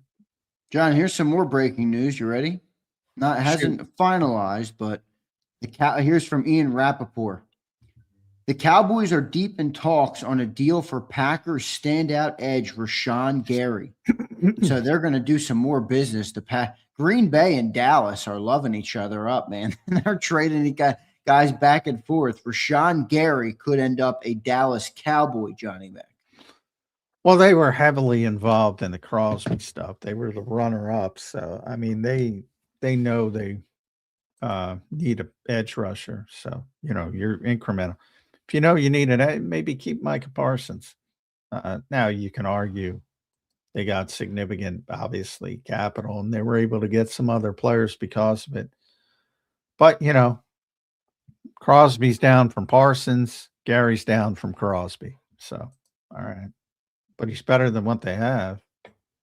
Definitely better than what they have. It looks like the deal is going to be finalized here to the Cowboys for a 2027 third-round pick. Well, I don't like that. Me neither. That's rich. Yeah. That's Dallas. They were going to cut him. That's why Green Bay likes doing business with Dallas. That's why everybody likes doing business with Dallas. Yeah, they'll give you a third-round pick. We were about to cut the guy. In fact, the guy literally put out on social media last week that he was leaving. And then they made him delete it, John. Exactly. But boy, the Cowboys are just awful. They're stupid. I mean, where are the Cowboy fans in the chat? You guys, even if you guys make good moves, you do it in the stupidest way humanly possible, which is pretty funny. But it is what it is. That does make them better, though, right, John? I mean, Rashawn Gary, now they got Kenny Clark, they got Osa, they got, obviously Quinnen Williams in the middle. If they sign Nakobe Dean and draft a safety or, do something there, they could be a solid defense. And they obviously had that good offense last year. Yeah. It's a good player. By the way, this is all helping the Eagles too, because, I thought when Gary's traded, Grenard will get traded soon, I would presume. Having other big time players on the market takes, some of the all the eggs aren't in the Jalen Phillips basket, so that's helping the Eagles as well. No doubt about it. John, we got some chats we will get to today. We got about 25 minutes left in the show today. We'll do our final predictions on Eagles, guys. Not where they go, and it's impossible to tell that, but just what we kind of think each one of them is going to get. Let's go to our super chats. WAB becomes a member. WAB, it's a perfect time. I got major improvements coming for our JAKIB members. So if you're not a member on the YouTube channel, consider becoming a member. We're going to do a lot of stuff. I want to do some member content. We're going to have drip funnels. We're going to have all sorts of stuff, merch stuff, giveaways, all sorts of different things coming for members. So thanks for being a member and joining today. Ross and Found says, what am I missing in Jalen Phillips' game? Don't know. I don't know. I mean, he's a really good player. So you got to ask yourself that. I mean, as I said, the ESPN, I think, ranked him number 2, Athletic number 3. The Ringer was number 3 as far as free agents overall, not edge right, overall. So, yeah, I've talked about that. I don't understand the discount. He was phenomenal when he got here. I mean, the defense took off. Vic said, I asked him that question. What has he meant for the rest of the defensive line? And then Vic took it his own way, as he said, not just the defensive line, it's everybody. When you have good players, they make everybody better. I have no idea why Eagles fans don't recognize how good he was. Short sample size, but and again, didn't play well in the playoff game, but I don't think the defense played well as a whole. But I mean, and I mean, my only summation is sacks, and everybody looks at one number and they say he didn't get enough sacks. It's top 10 in pressures, top 10 in pressure rate when he got here, top 10 in hurries of the whole league. No idea why people don't recognize he's not a good player. Well, I think it's not that he's not a good player, but you start to talk about $28-30 million. I think people getting that, well, geez, is he worth that? So I think that's where it goes, John, but we'll see what ends up happening with it. Here's Steve Go Shoot becomes a member. Steve, thank you, my brother. I appreciate you, man. Steve's one of our best supporters here on JAKIB Sports, and he re-ups the membership. Steve, thank you, my friend. I appreciate it. I appreciate it very much. Here's Jason Gates. What's up, Jason? Hey, great job as always today, guys. Can I get a number for the season opener tickets again, please? Jason, it is. Ready? 267 261 3428. And you will also see that number scrolling on the bottom of the screen. So if you forget the number, you can do it there. You can look at it there. $100 gets you a ticket to the tailgate and the game. We're going to have a full setup, guys. We were talking to a tailgate company.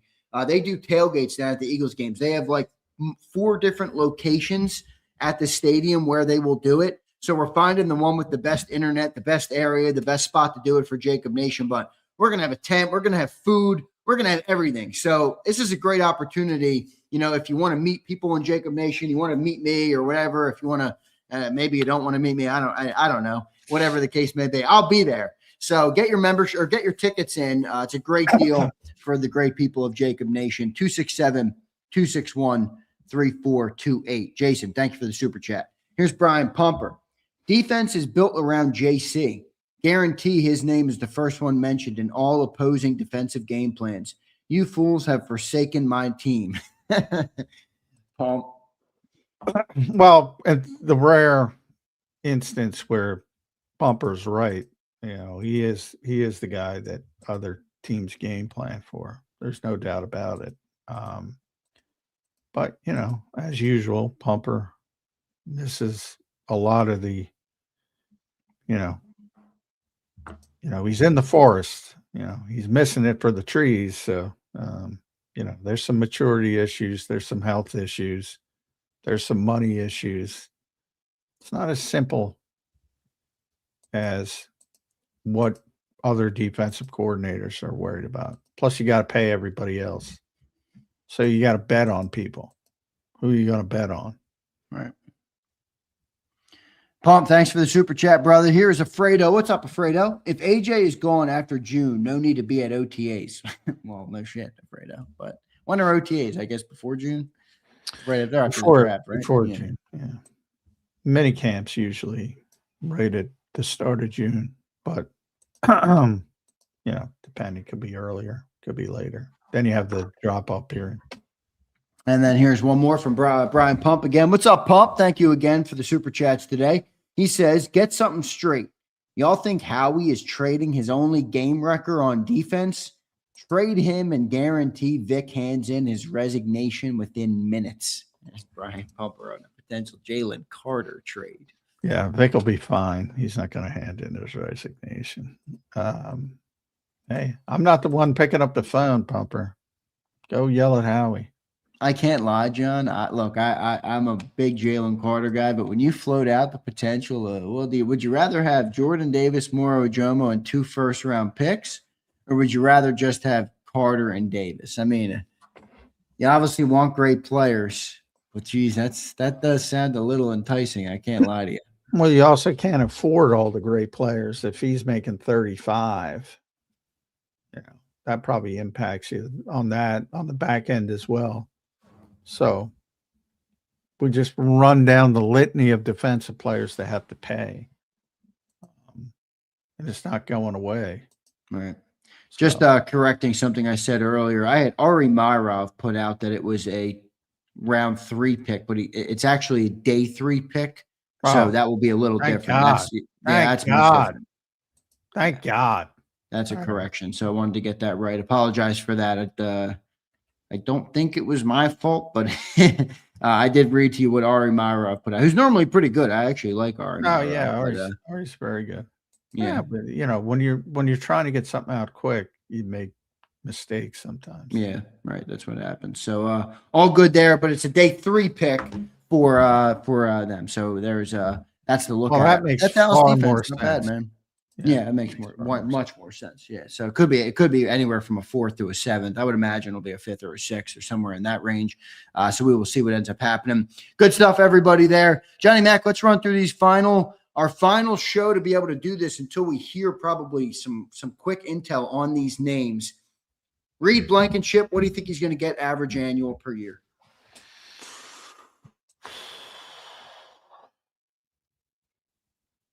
$8.5 million. I'm going to go 11. Eagles think you're right. I'm going to go 11. I hope you're right because I like Reed, but I'd be happy for him. Yeah. Jalen Phillips. 27. I am going there, J-Mac. $30 million for Jalen Phillips. I don't think he'll be back if it hits 30. I don't think he will either, but I think it could hit 30. Well, I really do. I mean, 26 for Jordan. Now I get it. You added the caveat. I'd be much more comfortable if that news came before noon, because if they let him get to the Zoom calls, they might be in trouble. And when do the Zoom calls start? Do they start at noon or they start before? No, noon. Yeah, noon. Can't talk to anybody until noon. I'm predicting a 30 large for Jalen Phillips. Nakobe Dean, John. 9. I'm going to go 12. I was thinking 12 on Nakobe Dean. I think the injuries are going to keep him down a little bit, but I think people are going to like what he brings to a defense in terms of a leadership, a green dot, a Mike linebacker, that type of thing. Yeah, I don't think people pay on leadership. They don't know what kind of leader he is. I mean, yeah, that's true. But he's been a good player. I mean, he's been a good player. Yeah, and people know him from the draft and certainly know his reputation, but nobody's paying anybody for leaders. They want good players, and he's a very good player. He's a good player. So Cowboys, I mean, I think the Buccaneers, they have Levante David, and he's older now. So do they look to Nakobe Dean to replace Levante David? I could see that. I think there's some suitors out there for Nakobe Dean. So we'll see where he lands. I was hoping he would come back to Philly just because I'm a big Nakobe Dean guy, but I do recognize the business side of it and how hard that is to do. Yeah. And like I said, the Eagles think they're $10 million players, Nakobe and Reed. That's a lot, especially for those two positions. To where when you throw even a little thing into it, like Reed's undrafted, for whatever reason, it's unfair. But for whatever reason, people hang on to that kind of stuff. And Nakobe with the two really, really significant injuries, that might affect him. Though he looked great, though, coming back from that, which used to be a death sentence, that injury. So we'll see. We'll see what is right on Reed Blankenship. Johnny Mack, Dallas Goedert. What do you think he's getting on an average annual value? Woo, man. Probably the hardest one to predict. At least it was for me. I mean, boy, typically you get 13 touchdowns, you're getting paid. But, he's going to be 32 and before the end of the season. I'm thinking it's about 2 years for him. So I think it's more about the years. And if he gets to 2 and 25, I think that'll be good for him. So Yeah, me and you were in a similar ballpark if that's where you're going. So I'm going to say 12.5 to 13 would be my Dallas prediction. Yeah, I had 12. I was thinking 12 for Goddard. I mean, I thought at one point it could get lower because of what you talked about, John. But, I mean, last summer, John, Zach Ertz signed a 1-year $6.25 million. Now, it's not a perfect comp. Zach Ertz is much older, but a much older player gets 6.5. You got to think that Goddard coming off 13 touchdowns is going to get more than $7 or $8 million. So that's where I go. I go 10 to 12, somewhere in that range. I think it'll be 12 because teams overpay in free agency. It's just what they do. You got to overpay to get good players. It generally happens that way. But again, that's only for the first wave. And then the second and third wave tend to get screwed a little bit. So depends how you look at it. Depends how you frame it. So, that first wave, you got to be in the first wave. Then you're going to get overpaid. Yeah, second or third wave is where you could get underpaid. Yeah, that's where the bargains are. That's where the smart teams operate. Waves 2 and 3. Here's Ricky King. Ricky, we did mention this. Get Rashawn Gary for a day 3 pick just reported. I did see that. I think, look, it does help Dallas for sure. I mean, that's a good player. Not great, good, but good player. Good I player. said the same thing as JB3 here. We should have sent the 7th for Minka. JB3, I would have been in on that and the extension. I was good with that. Yeah, But maybe they screwed that one up. That does seem light. yeah, 7th rounder for Minka Fitzpatrick. Yeah. I don't know. I Maybe- haven't watched much Dolphins football, so I can't tell you Neither how have good I. he still is. I assume he's coming off a bad season. I mean, he was at one point. No, he had really good grades. Yeah, I don't get it. I mean, at one point, he was one of the better safeties in all of football, wasn't he? He was arguably the best. The best, right? So he's only 29. Fifth ranked safety from PFF. Yeah, I don't get that. I don't get it. Good for the Jets making a good move. The Dolphins are just as bad as it gets. That organization is horrid, dude.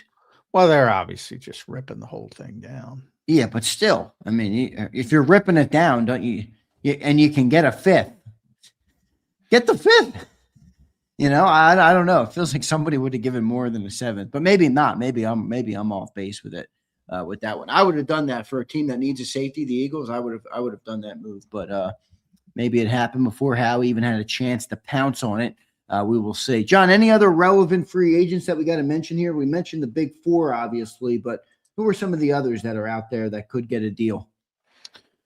On day one, I think that's it. I think everybody else is in the wave 2 and wave 3 categories for the Eagles. We mentioned Jahan Dotson a little bit. He'll be Azeez Ojulari. I mean, Brandon Graham, is he coming back? I think that'll be later. Braden Mann, keep an eye on him, as I mentioned. Punter, nobody cares about. And he'll be expensive, so the Eagles might try to cheap it there. Dory would be later. Kylan Granson would be later. Matt Pryor's gone. A.J. Dillon's gone. Fred Johnson wants a chance to start somewhere. I don't know if we'll get it. Marcus Epps is interesting if you lose Reed. Brett Toth is interesting. I think you bring him back. He was a great backup last year. Yeah, I agree. I'd bring back Brett Toth. Sam Howell, not coming back unless you trade Tanner, which I don't think you're doing. Grant Calcaterra is not coming back. So those are the only guys with a chance to go today or early in the process are the 4 we mentioned. Jalen Phillips, obviously. Dallas Goedert, Jacoby Dean, Reed Blankenship.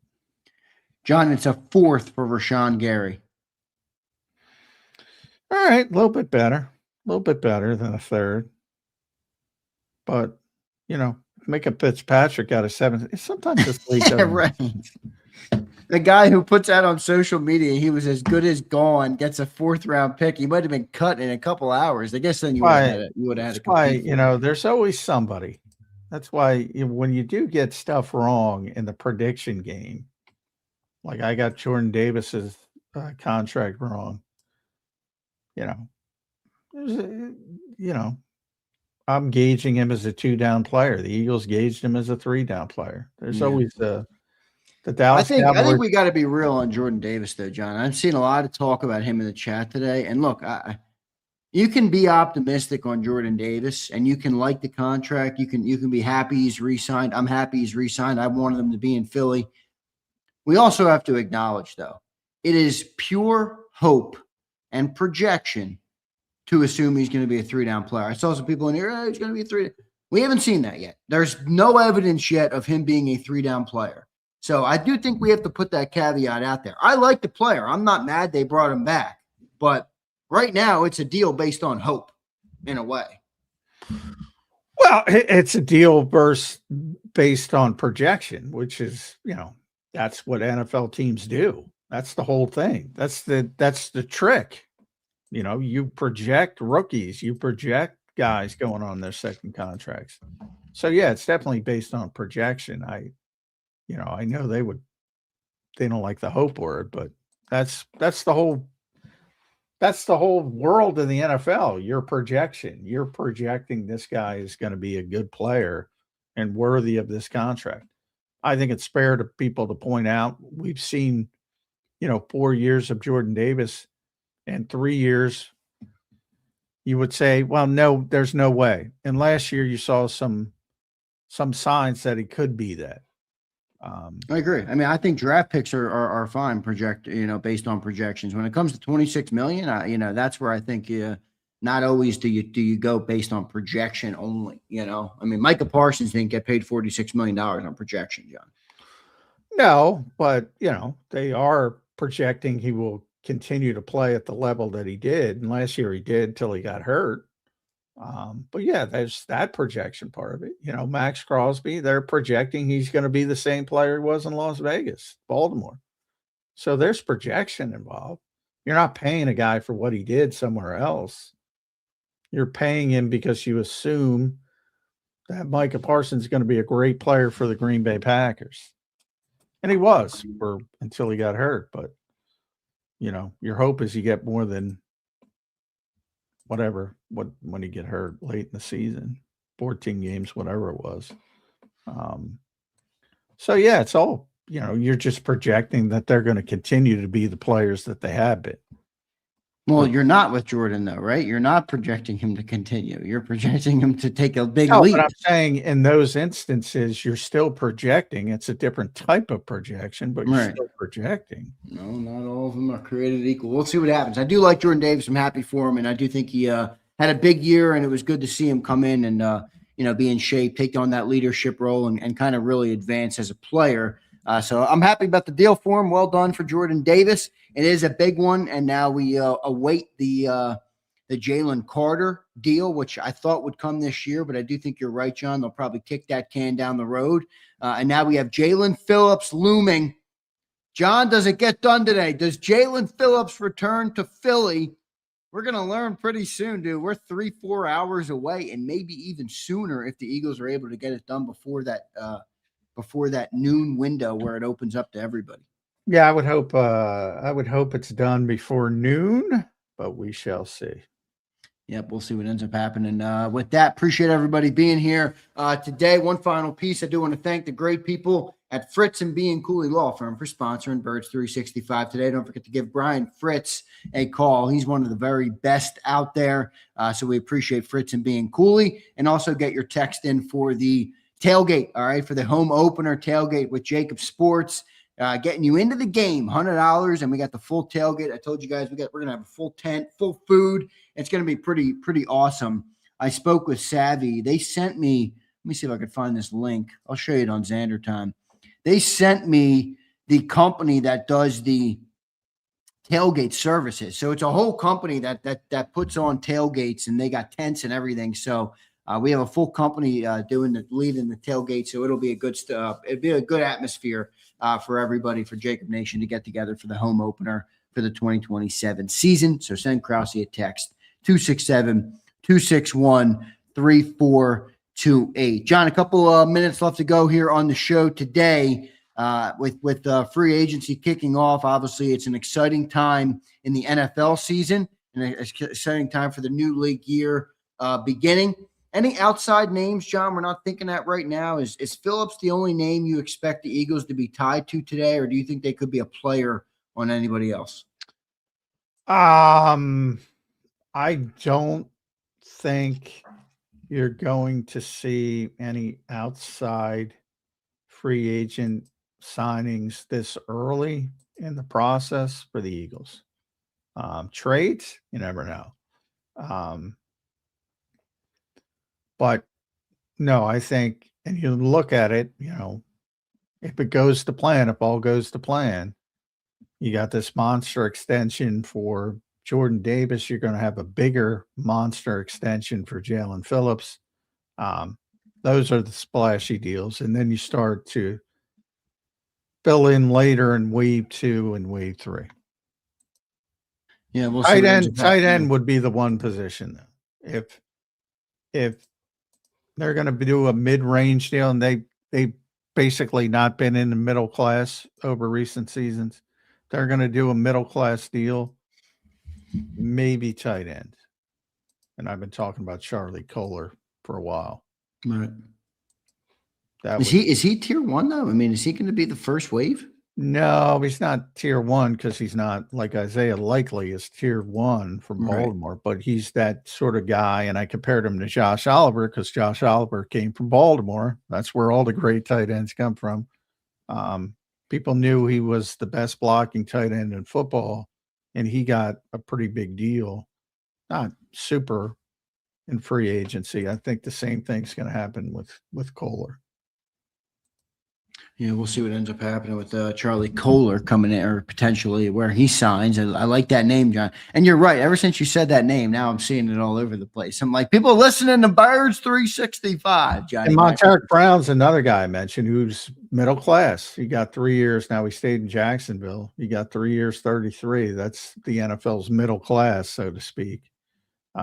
Eagles don't live in that range, and they're not going to pay that for a cornerback too, which when I wrote about it, I said that it's unlikely because it'll be a little bit too expensive. But if they want to get back in the middle class business, Monteric Brown would make a lot of sense. But that's just not. If you think about what we just said about who they have to pay and what's upcoming, it's not feasible to play cornerback too, $11 million a year. It's just not. It's not realistic.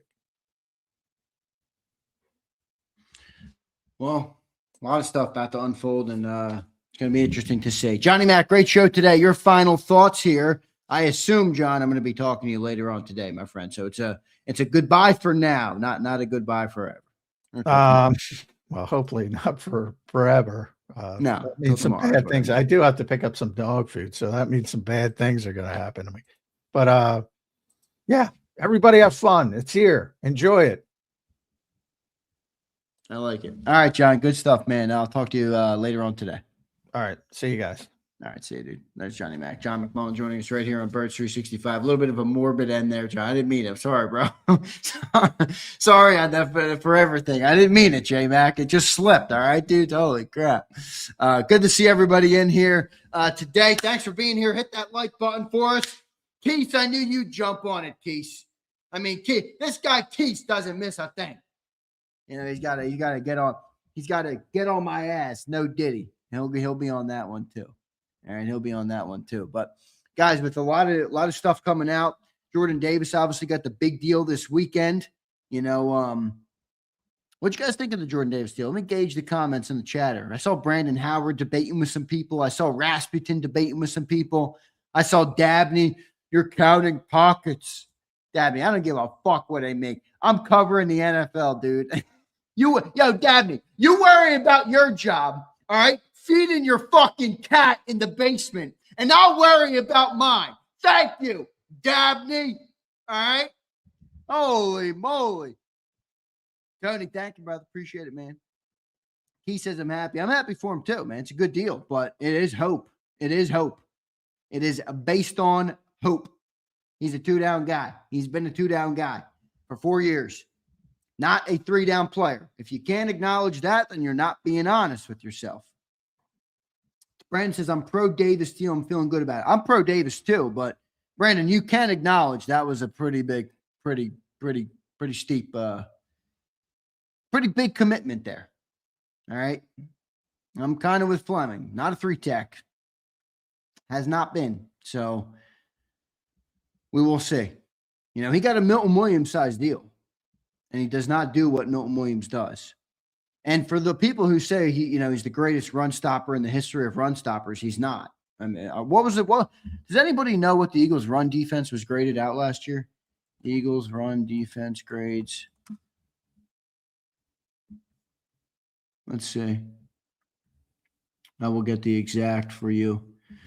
Total defense, they were 13th. Pass defense, they were 9th. Run defense, they were 22nd.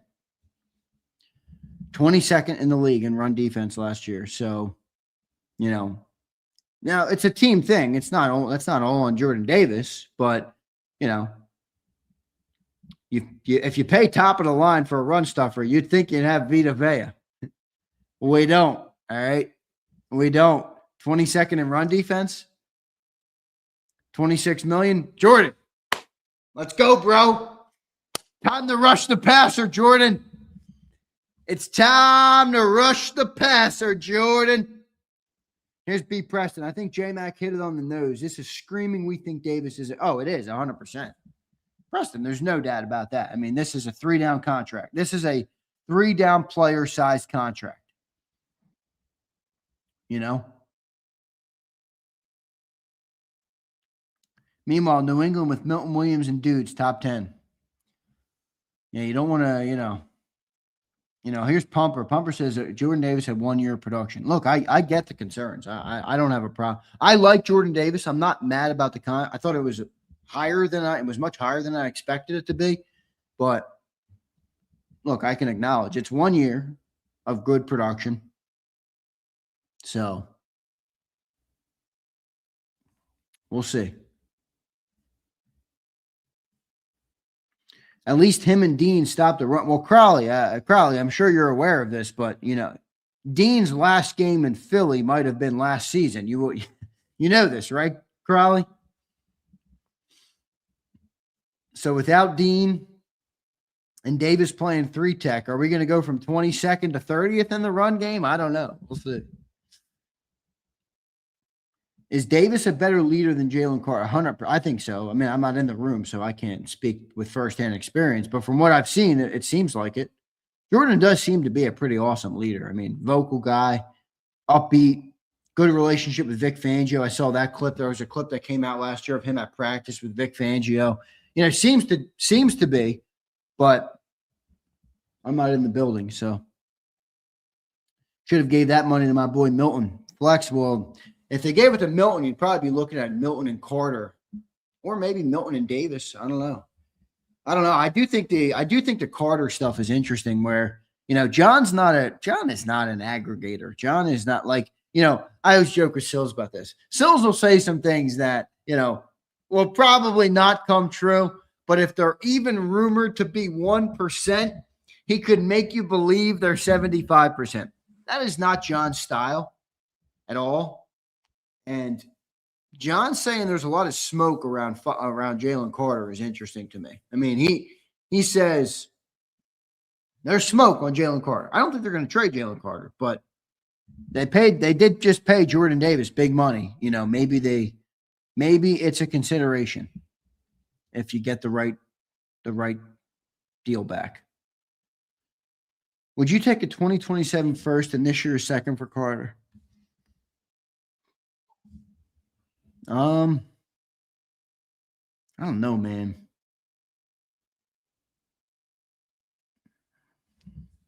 I don't know. Carter's a good player, dude. Now, he didn't have a great year, but yeah, this guy, Rasmussen, you are straight up cracking me up this morning. I almost can't even read the comments. He says, a lot of natural leaders can't even control their diet. Took them 4 years to win a battle with Betty Crocker.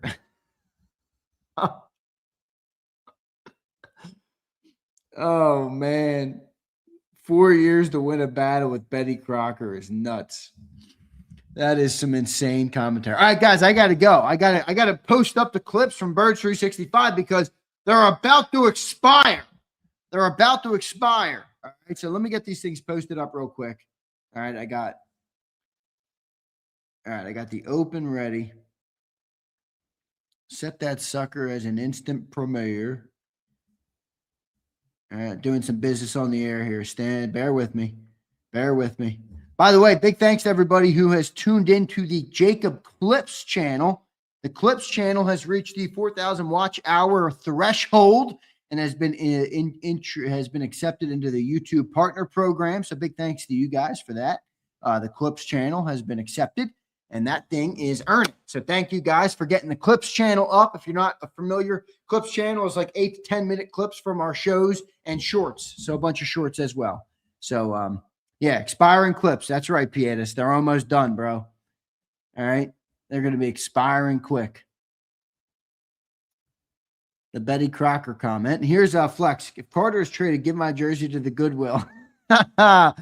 Flex, they can't be trading Carter, bro. Oh, no. BGG says, I wish I could go to that. BGG, you got to go. Get the text in. Get the ticket. Go. It'll be worth your time. BGG, you're out. I know where you are. You're out in PA. It's worth the drive. I'm telling you. I'll find you a good place to park so you're not stressed about parking, if that's what it is. It's going to be worth it, man. We're going to be I might be a green card for Carter. I don't want the. Yeah, what am I going to do, dude? Goddard's gone. Eduardo, you're getting the freaking. Eduardo, you will take the Goddard jersey and you will like it. Tony, I had to get up at 5:30 this morning and an hour drive in the C8. How about that? It was a glorious morning. Got up at 5:30, woke up ready to attack the day, loaded up the C8, ripped it on the Parkway.